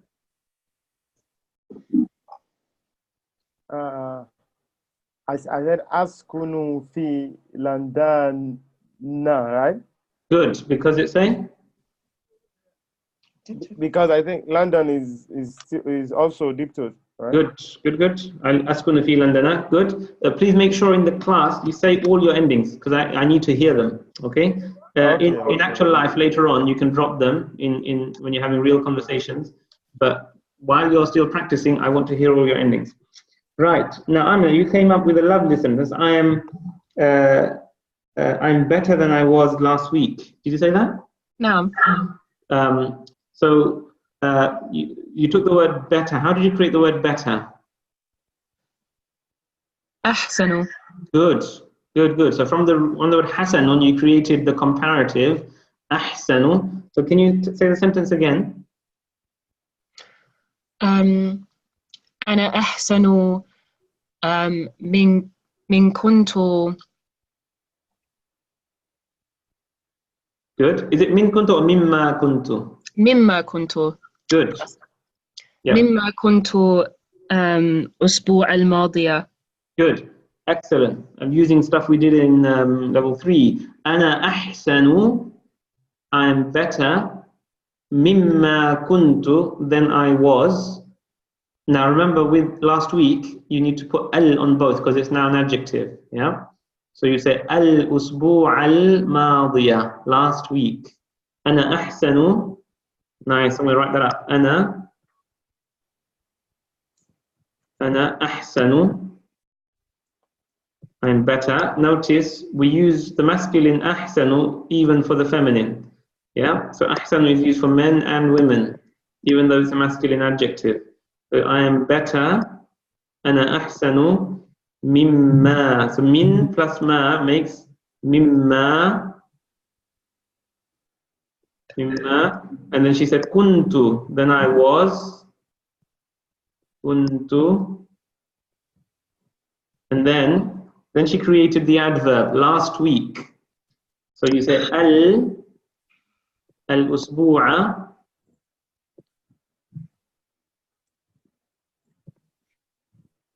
Al-usbu'a ma, and can you see that they're both going up? Al-usbu' al-madiyah. They both go up. So these two words here are a noun and an adjective. It's a noun and adjective phrase. That's why they both agree with each other. The word al-madiyah agrees with al-usbu'a. And this word here, al-usbu'a, it goes up because it's an adverb. See that?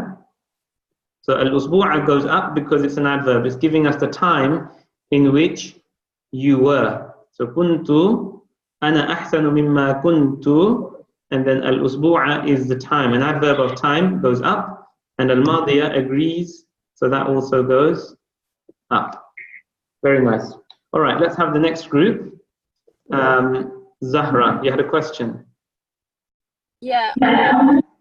Could you say that same sentence about kuntu? And if you did, would that change the ending of al-usbu'a? Right.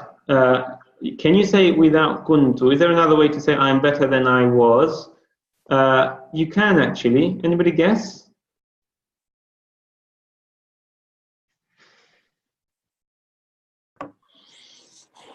You could say ana ahsanu minni. I'm better than myself. Yeah? Ana ahsanu minni. That literally means I'm better than myself. And then al-usbu'a would still stay up because it's the adverb of when it was. Is that clear? Ustadh, I have a question. Yes. Can I introduce like fi in this sentence? Ana ahsanu mimma kuntu fil usbu'a or something like that. Good. Now the fi is a harful jar. It's a harful jar. It's a preposition. So it's going to make al-usbu'a go what? It should go down, but it's like you said, adverb. They usually go up. So it's not going to go down, right? All right. Now, in Arabic there are rules, and there are some rules that are stronger than other rules. Okay. So some rules override other rules. So prepositions are very, very strong. So prepositions, even though the expression is adverbial, now what we would say is the prepositional phrase is not an adverb, it's adverbial. It forces it down. So if you say fi, you say fi here, because fi is a harf jar, it's going to force the adverb down. So you say fil usbu', and what's going to do? Fil usbu' al-madi. Good. And what's the ending of madi? It should be kasra because they go together, so it's describing it was born. So whatever happens to that should happen to that as well. Good, good. What you stated is the general principle. However, there is the word al-madi is a weak noun. Yeah, this is called, it's a type of noun that's called manqus. Manqus. Yeah, I'm going to write the word down, manqus, for you. Write it down in English. Manqus. So any word that ends with a ya is called a manqus word. And if you were to put a kasra there, if you were to, I'm going to put a kasra in green just to show you what it would look like. If you were to put a kasra here, you say fil usbu. Notice I've missed out the al here, the alif. Fil usbu'il madiyi, madiyi. Now, somebody tell me, are we allowed to say al madiyi? How does it sound? Does it sound nice to you? It doesn't. So in Arabic, they say this sound eu and e is thaqil, it's heavy, right? So because it's heavy, what the Arabs do is they don't pronounce the kasra on the ya, they will put a sukoon. So what they will do is they will say fil usbu'il madi. The thing to remember is this word is still grammatically down. It's still got a grammatical kasra under it, but that kasra cannot be pronounced because it's heavy. Because it's heavy, we simply put a sukoon on the word. So we say fil usbu'il madi, like that. Alright? Okay, let's have the next group. Let's have Abdul Muqit and Asima. Question, brother. Yes, go ahead. You know the mimma, how significant is that, or can we miss that out? Because in the translation you said that you know, I am better than I was. Is the mimma out? We can't take the mimma out because the word min is the translation of than. Yeah. So if I just say ana ahsanu on its own, that means I'm the best. Yeah. Like Allahu Akbaru, Allah is the greatest.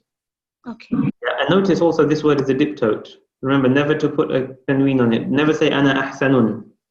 Yeah. So we say ana ahsanu, and then, but if you put the word min after these words, it becomes a comparative, not a superlative. So on its own, the word is a superlative. I'm going to just write the two down. On its own, the word is a superlative. Superlative means best. Ana ahsanu, I'm the best. But if you say ana ahsanu min, that's a comparative. I'm better than. Yeah. Now you don't have to say the ma. Yeah, because we said we can say ana ahsanu minni, I'm better than me. I'm better than me last week. You can say that. Or if you want to be stylistic, you can say ana ahsanu mimma kuntu, I'm better than what I was. Yeah, the ma means what. I'm better than what I was last week. Is that clear? No. Right. Let's have Abdul Muqit and Asima. السلام عليكم. وعليكم السلام. كيف حالك يا أخي؟ الحمد لله أنا بخير يا أختي. وأنت كيف الحال؟ أنا بخير جدا الحمد لله.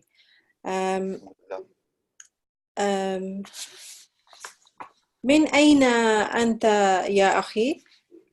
هل أنت من نعم. هل أنت من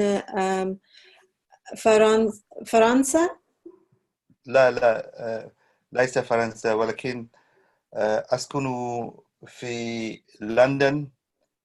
الأب والأم جنسون بنغلاديشيون. من أين أنت يا أختي؟ أنا من باكستان أصلا ولكن أسكن في لندن الآن. نعم نعم. ماذا تعمل يا أختي؟ أنا طبيبة وأعمل في لوتنا بعيدا عن هنا. وأنا طالبة في اللغة العربية في أرابيكا مع أهلي أحسبه نافعا جدا. ما شاء الله. ما شاء الله. وأنت يا أخي؟ ما أدرس اللغة العربية مع معهد العربيكا، ولكن أدرس أحب أن أدرس اللغة العربية لمعهد العربيكا إن شاء الله. إن شاء الله. That's parting. How do you part? مع السلامة يا أختي. مع السلامة يا أخي. إلى اللقاء. إلى اللقاء. Mumtaz, well done. So Abdul Muqeed, welcome. You're a newcomer. Welcome to level 4 prep. You said something really nice. You said my father or you said the father and the mother. And Arabs often refer to their parents as the dad and the mum, and that's not considered rude. It's actually a common usage in Arabic. Notice how we say I'm going home. You say adhabu ila al-bayti, I'm going to the house, meaning I'm going to my house. Yeah. So if you say al-abu wal-ummu, that means the father and the mother. Al-walidu wal-walidatu, the father and the mother. You said the father and the mother, their nationality is Bangladeshi. No. Yeah. All right. Can you repeat the sentence for us? It was a really nice one. Al-abu wal-ummu Bangladeshiyun. Right. Now, what I want you to do is, because there's two of them, notice in the matrix, we've got the dual nationalities, like Misriyani. So how would you say they are Bangladeshi? Bangladeshiyani. Good.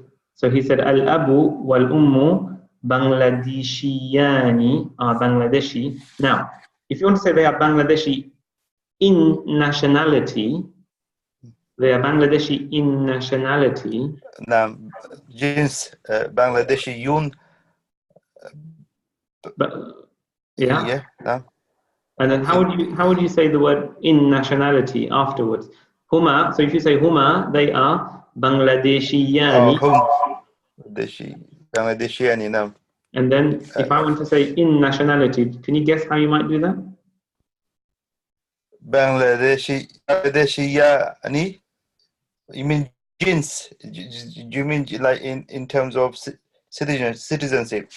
Yeah. Or Bangladeshiyatun. No, keep that the same. Huma Bangladeshiyani. Bangladeshiyun. Yeah, so that's fine. But I want to now say in nationality. What's the word for nationality? Jinsiyun. Jinsiyatun. Jinsiyatun now. Yeah. And if I say in nationality, I'm qualifying my previous sentence. Do you think that's an adverb?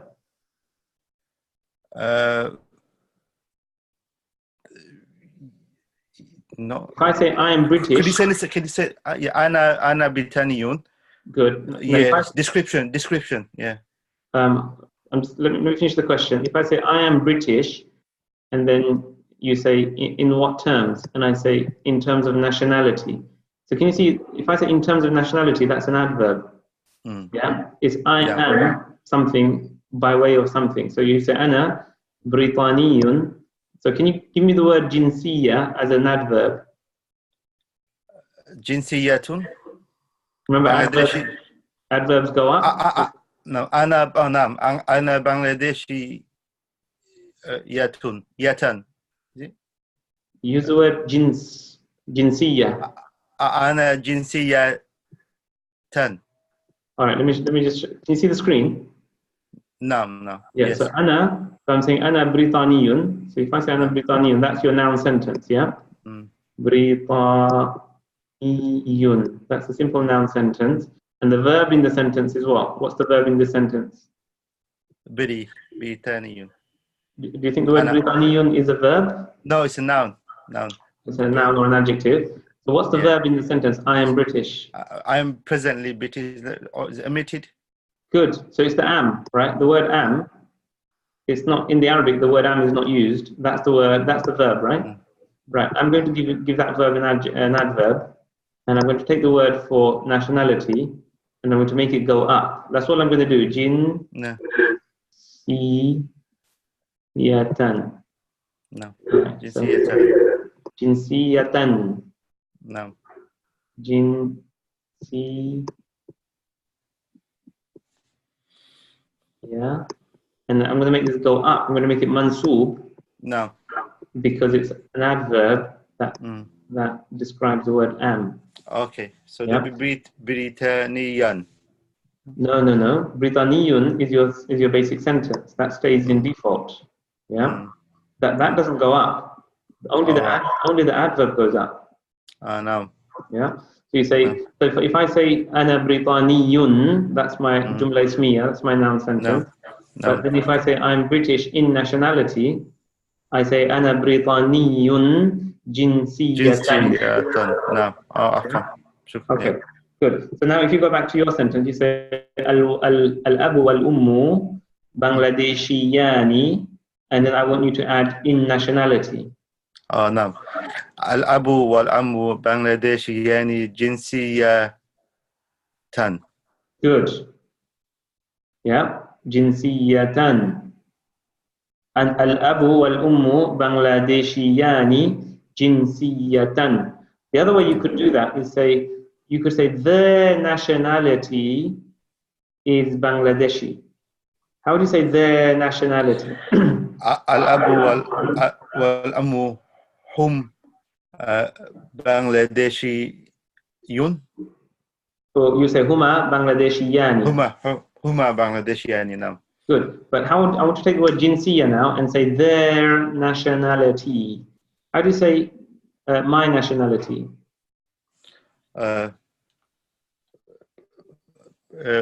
Jinsiyati. Good. Now say their nationality for two of them.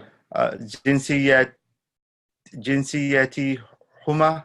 Good. But keep it in default. Keep it in default. Keep jinsiyatuhuma. Jinsiyatuhuma. No. So you say jinsiyatuhuma. Is that clear? No. Yeah. So make sure you put a dhamma on the end because there's nothing making it go up or down. Yeah. Okay. So you say jinsiyatuhuma. Their nationality is. And again, you've got a noun sentence. Then you say, if you're saying Egyptian, you say their nationality is, and then you say Miss. Yeah. And here you're going to make this feminine singular because jinsiya is feminine singular.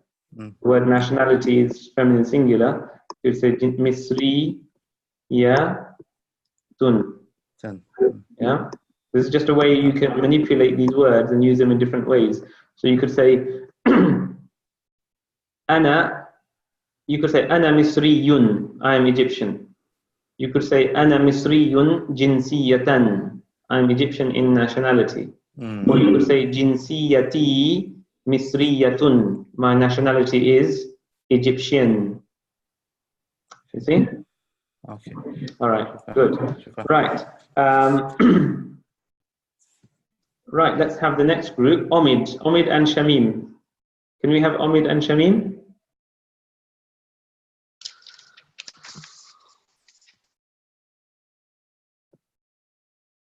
Omid, Shamim, where are you?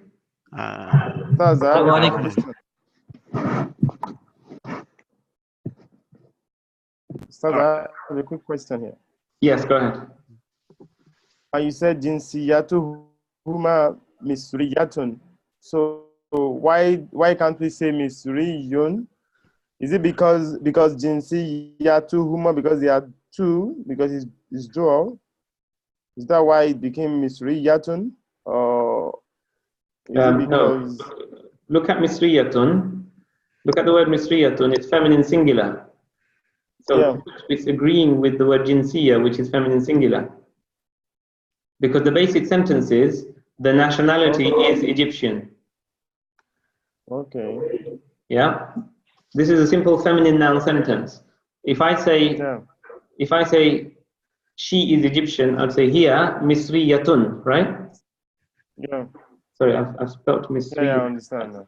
Yeah, I spelled this slightly wrong. There's no ya here. Sorry. Yeah. So you say jinsiyatuhuma misriyatun, because the word jinsiya is a feminine noun. Yeah. So it's a simple jumla ismiya, simple noun sentence. Something is something. So if I want to remove the huma, I can say jinsiyatun misriyatun. If you say if you say jinsiyatun misriyatun, that's a noun. Misriyatun, yeah.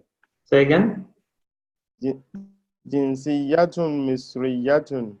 Like that gives you a simple noun and an adjective. That just means Egyptian nationality. Yeah. So if you say I have Egyptian nationality, can you say that to me? I have. Let's have Asima. Asima, can you say to me I have? How do you say I have? عندي Good. And then say Egyptian nationality. جنسية مصرية. Now, if those words are indefinite, you need tanweens on them. Yes, of course, yeah. عندي جنسية مصرية. Good, excellent. عندي جنسية. You say عندي first, and then remember after عندي, whatever you have, whatever you own, stays in default, stays marfu'. So you say عندي جنسية مصرية. I have Egyptian nationality. You could also make the word definite, because Egyptian nationality is a definite entity. Yeah. So Asima, put als on them and say the same thing again. عند الجنسية عند الجنسية المصرية. Good.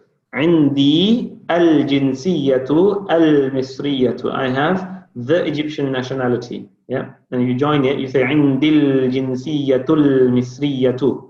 Excellent.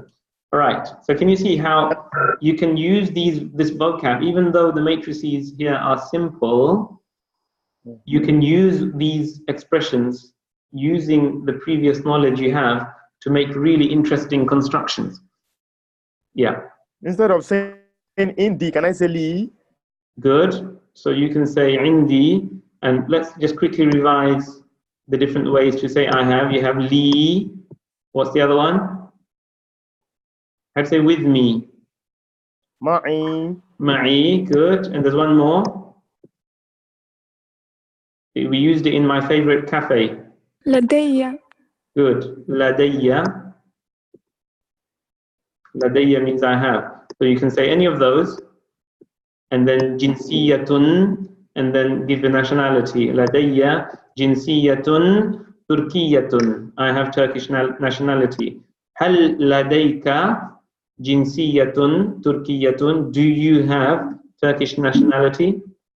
Yeah, sort of question you might get asked if you're a Turk and you go to Turkey with say a Swedish passport. They might say Hal ladayki jinsiyatun turkiyatun. They'll probably say in Turkish, but in Arabic they would say Hal ladayki, or in Egypt they might say Hal ladayka jinsiyatun misriyatun. Okay, right. Some people have raised their hands to ask a question. Please just ask your question if you want to ask a question. So I've got a chat.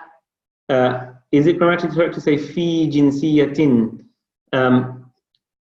No, if the word fi means in, and so if you say in fi jinsiyatin misriyatin would mean in Egyptian nationality. So that's a grammatically correct prepositional phrase. Marjia, you have a quick question? You know that last sentence where we wrote jinsiyatuhuma misriyatun? What is the meaning of that? Their nationality is Egyptian. So if we use a sentence like that, we can just use misriyatun sudaniyatun. We don't. So the Actually, so the misriyatun here describes the jinsiyatu rather than the huma. Is that correct? That's right, because the word huma is not part of the main sentence. Okay. Yeah. So the main sentence, if you took the huma away, yeah, the main noun sentence would be al-jinsiyatu misriyatun. Okay. Yeah. Yep. Thank you for asking that. Probably clarified a few things for others. Right, we've got a couple of groups left. So I think we have Abdul Ghawthi. Abdul Ghawthi? Abdul Ghawthi, are you there? No? Okay, let's have Omid and Shamim. Assalamu alaikum. وعليكم السلام صباح الخير السلام عليكم فرصة طيبة وعليكم السلام صباح الخير فرصة سعيدة. من أين أنت أخي؟ أنا من أفغانستان. وما جنسيتك؟ أنا من بريطاني. Would you say من بريطاني or من بريطانيا? I'm inclined to go with the former, but now you're questioning me. Is it? I'm not sure now. Which is it? If you say أنا من بريطانيا, well, firstly you would say أنا من بريطانيا. I don't know why I added the min. Sorry. It's أنا بريطاني. Good. All right. Yeah. Okay. What's the ending now? Oh, مع السلامة إلى اللقاء. لقاء. سلامك الله. Say, I'm happy to meet you. أنا سعيدة بلقائك. Right. Shamim, would you say سعيدة or سعيد? سعيد. Yes. Good. Good. I'm sure you're a man. أنا سعيد, and then بلقائك. بلقائك. أنا سعيد بلقائك. أنا سعيد بلقائك. Good. Right. So when you come back next week, I'd like you to try and make that dialogue a bit more interesting and bring in a few things that we've learned in level 2 and 3 and also today. Yeah. Right. So you could, for example, say أنا بريطاني لدي جنسية بريطانية. You see, I'm British. I have British nationality. ولكن أصلي من الهندي, but my origin is from India, for example. Or you could say أصلي في الهندي, my origin is in India. Yeah, as an example. When they use the word asl like that, they often use the plural usul. Yeah, so the word plural of asl is usul. Yeah, usul means roots. So you say my roots, usuli, my roots are usuli fil Yamani. My roots are in Yemen. Out of interest, Samad, Abdul Samad, can you tell me how I would say my origins are Yemeni? My origins actually Yemen, من يمن. Good. من اليمني. Yeah, so Yemen is not a dipter. So you say usuli. Say usuli. أصولي من اليمني. من اليمني. Good. But I want you to say my origins are Yemeni as an adjective. My origins are Yemeni. أصلي يمني. Now the word usul is a plural, right? Yeah. And is it a human or a non-human? Non-human. It's non-human, so it's irrational, right? Yep. And all irrational plurals are? Feminine singular. Good, feminine singular. So you would say usuli. Would you say yamaniyun or yamaniyatun? Yamaniyatun. Good. Yeah, you see that? It's applying a rule we've done before. All non-human plurals are feminine singular, so we say usuli yamaniyatun. Now, since you're here, can you and Shahriar give me your dialogue? Of course. Assalamu alaikum. Wa alaikum salam, ya akhi. صباح الخير. صباح الخير. فرصة سعيدة. Okay. ما جنسيتك يا شارية؟ فأصلي في بنغلاديش ولكن أنا فرنسي.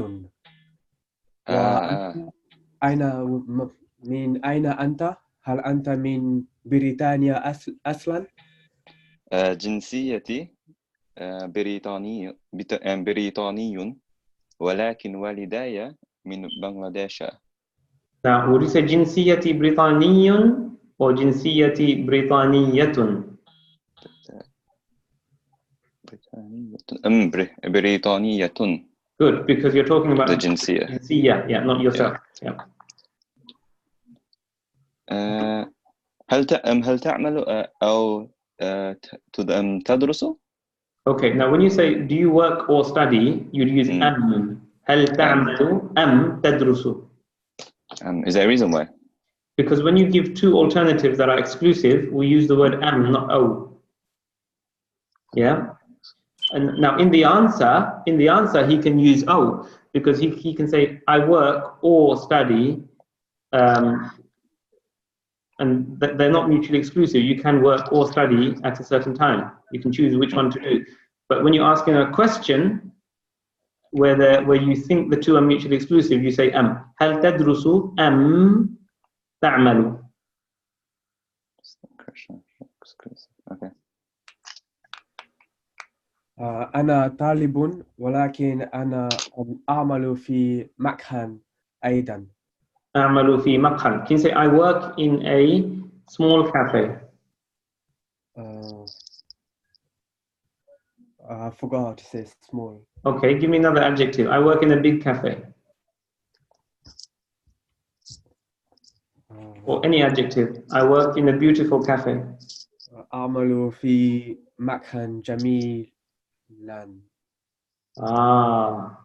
Right. Who can help? Was that Shahriyar or Abdul Samad? Shahriar, me. Shahriar, right. Abdul Samad, do you agree with that? أعمل في مقهى جميلا. Do you agree with that?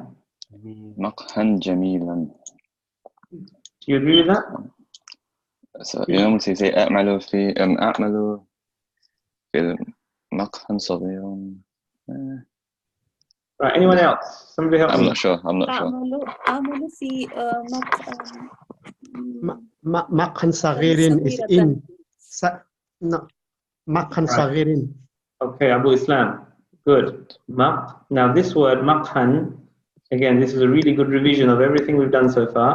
This word maqhan, yeah, notice it ends with an alif maqsura.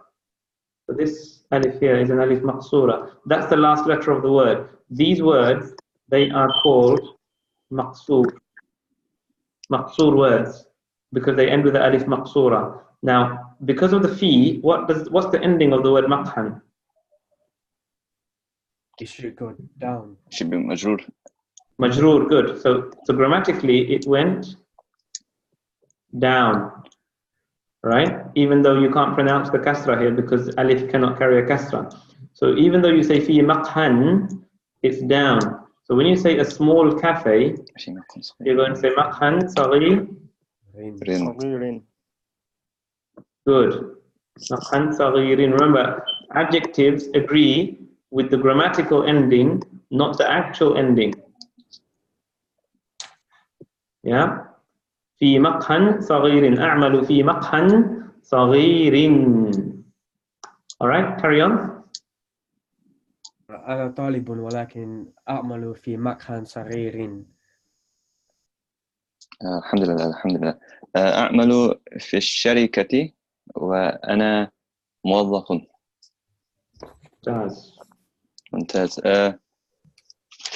أنا سعيد بلقائك.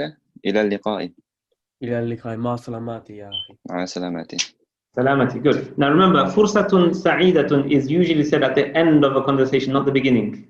Okay. Yeah, so just remember that. It's a parting greeting. Usually they don't say at the beginning. Right, final group, I think. We have Abdullah, Shakil, and Salma. Abdullah and Salma, are you there? نعم. السلام عليكم يا أختي. فرصة طيبة. وعليكم السلام يا أخي أنا سعيدة بلقائك أيضا يا عبد الله. حسنا من أين أنت يا أختي؟ هل أنت من السودان؟ لا أنا من اليابان. ومن أين أنت؟ وما جنسيتك؟ أنا بريطاني ولكن والداي مصريان. Good. Walidaya. Say the ya nicely. Walidaya. والداي مصريان. And put the shadda nicely on there. Misriyani. مصريان. Nice. Yes. Yeah.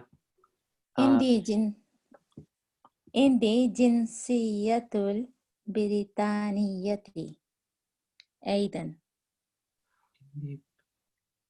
Salma, you're doing something really nice. You're making an idafa. I have the nationality of Britain. Is that what you're doing? Yeah, that's what I wanted. When I raised hand, I wanted to ask you this question, if that's right. Yes. Now, Britannia, remember, has no L. And also, it's fixed on the sukoon at the end. So it's just Britannia. So you'd say Jinsiyatu Britannia. Okay. You will get that. You see what she did? It was very clever, mashallah. Salma, are you one of our students or have you joined new? I haven't done level 3, so I was doing a Sunday class at King's Cross, but because I couldn't commute, so I'm doing online level 2 now.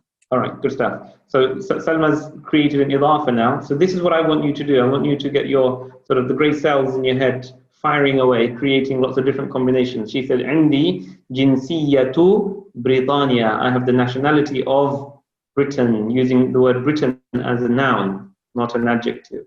Yeah, good. Carry on. مع السلامة إلى اللقاء. مع السلامة يا أختي. That's well done. Right, everybody, give yourselves a big pat on the back. MashaAllah, that was really good. And it's heartwarming, and I'm really happy to see that you're all remembering the stuff we did in levels 1, 2, and also 3. Now, what I'm going to do is go back to the prep program. Now, on the program, so as you can see, even though those two matrices were quite basic, they allow us to do a lot if we add them to what we know from before. So what I'm going to do, next lesson, we're going to kick off by reading the unvowelled text. So I'd like you to prepare by reading the unvowelled text and preparing to read that. That's the first thing we'll do next week. The other thing I want you to do for homework is to prepare for next week by learning dua number 2, which is Allahumma bika asbahna wa bika amsayna wa bika nahya wa bika namutu wa ilayka. Okay?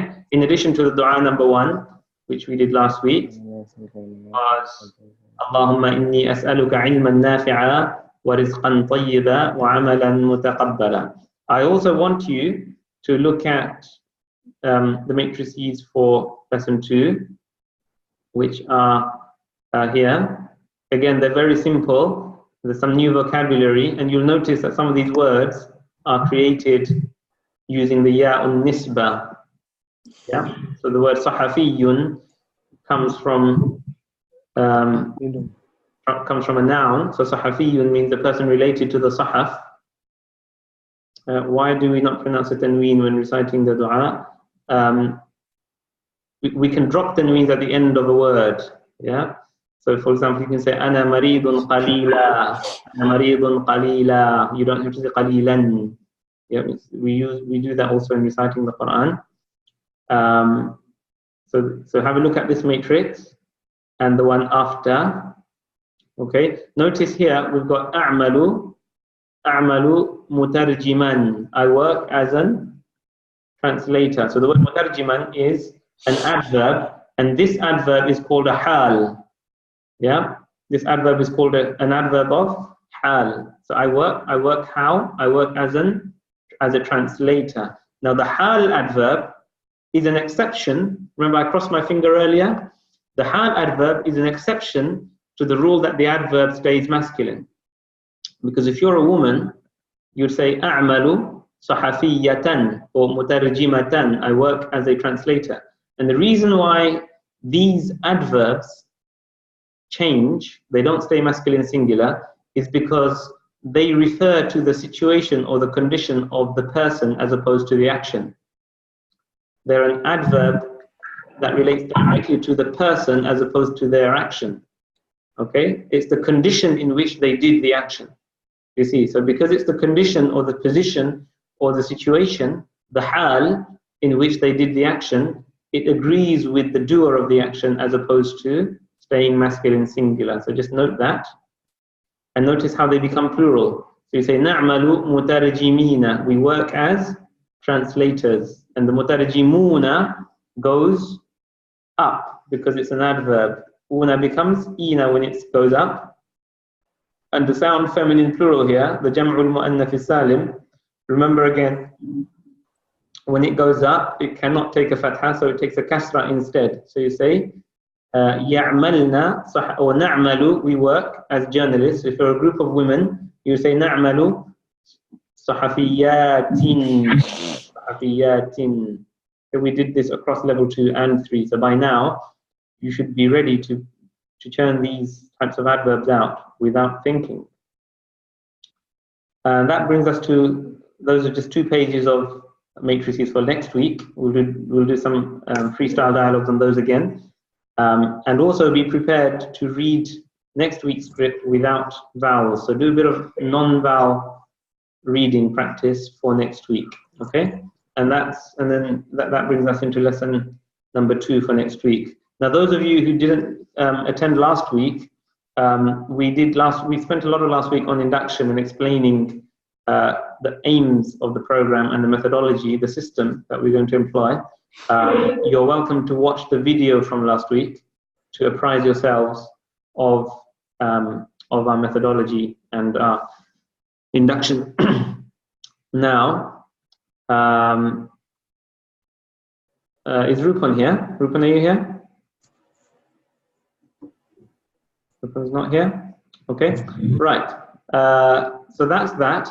What I'm going to do is, just for your information, this qasida that we introduced last week, I'm actually going to change that and introduce another qasida that's slightly easier and simpler.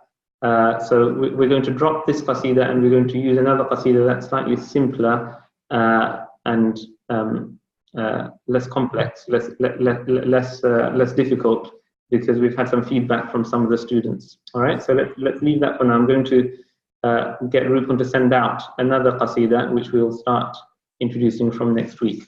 Right. I have a quick question on the qasida. Yes. I'm just wondering if I just want to be sure, like some of the content of the qasida in terms of the meaning.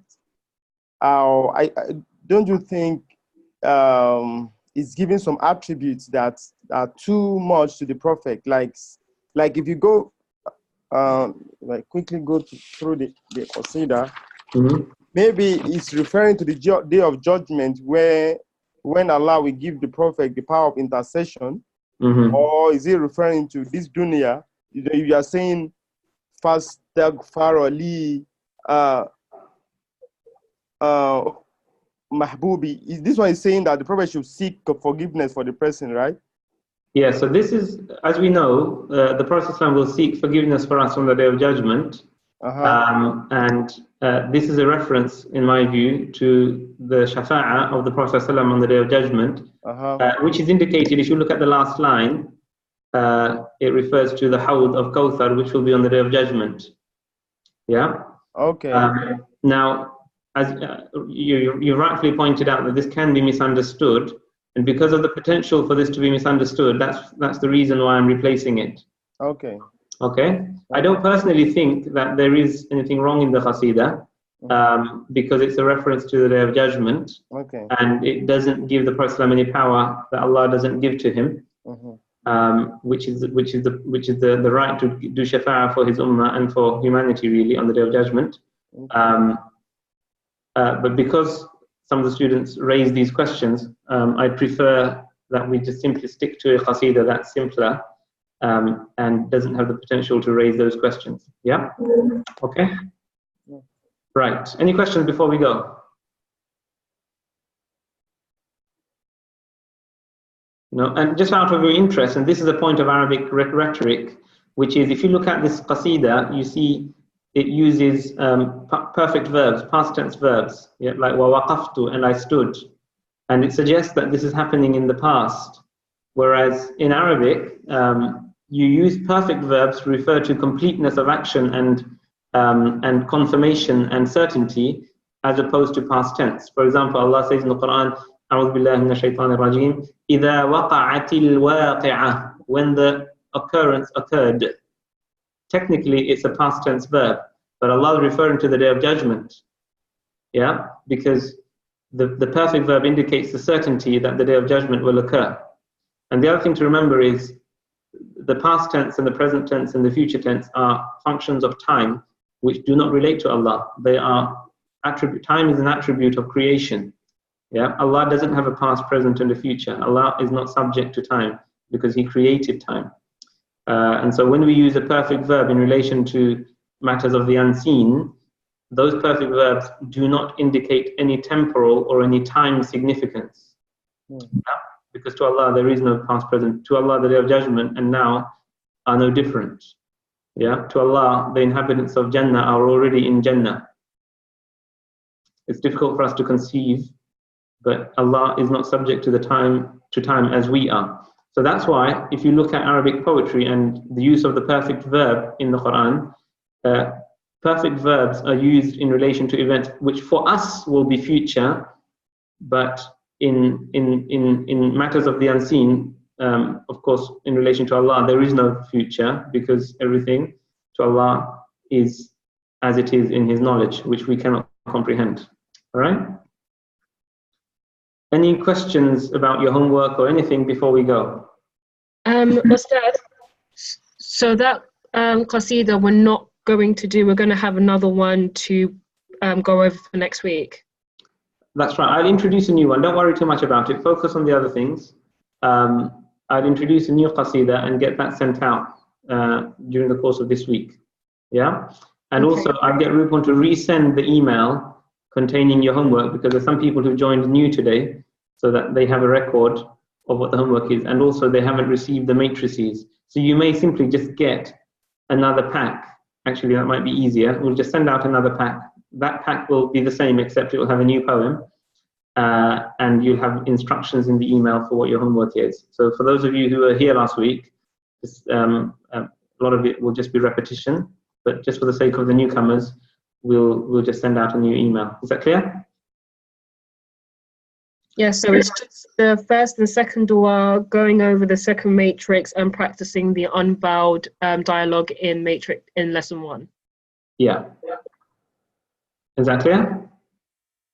Thank you for the summary. All right, Jazakumullah khairan. Since there's no more questions, I'm going to end our meeting today. May Allah bless you all. Oh, some of you had put your hands up.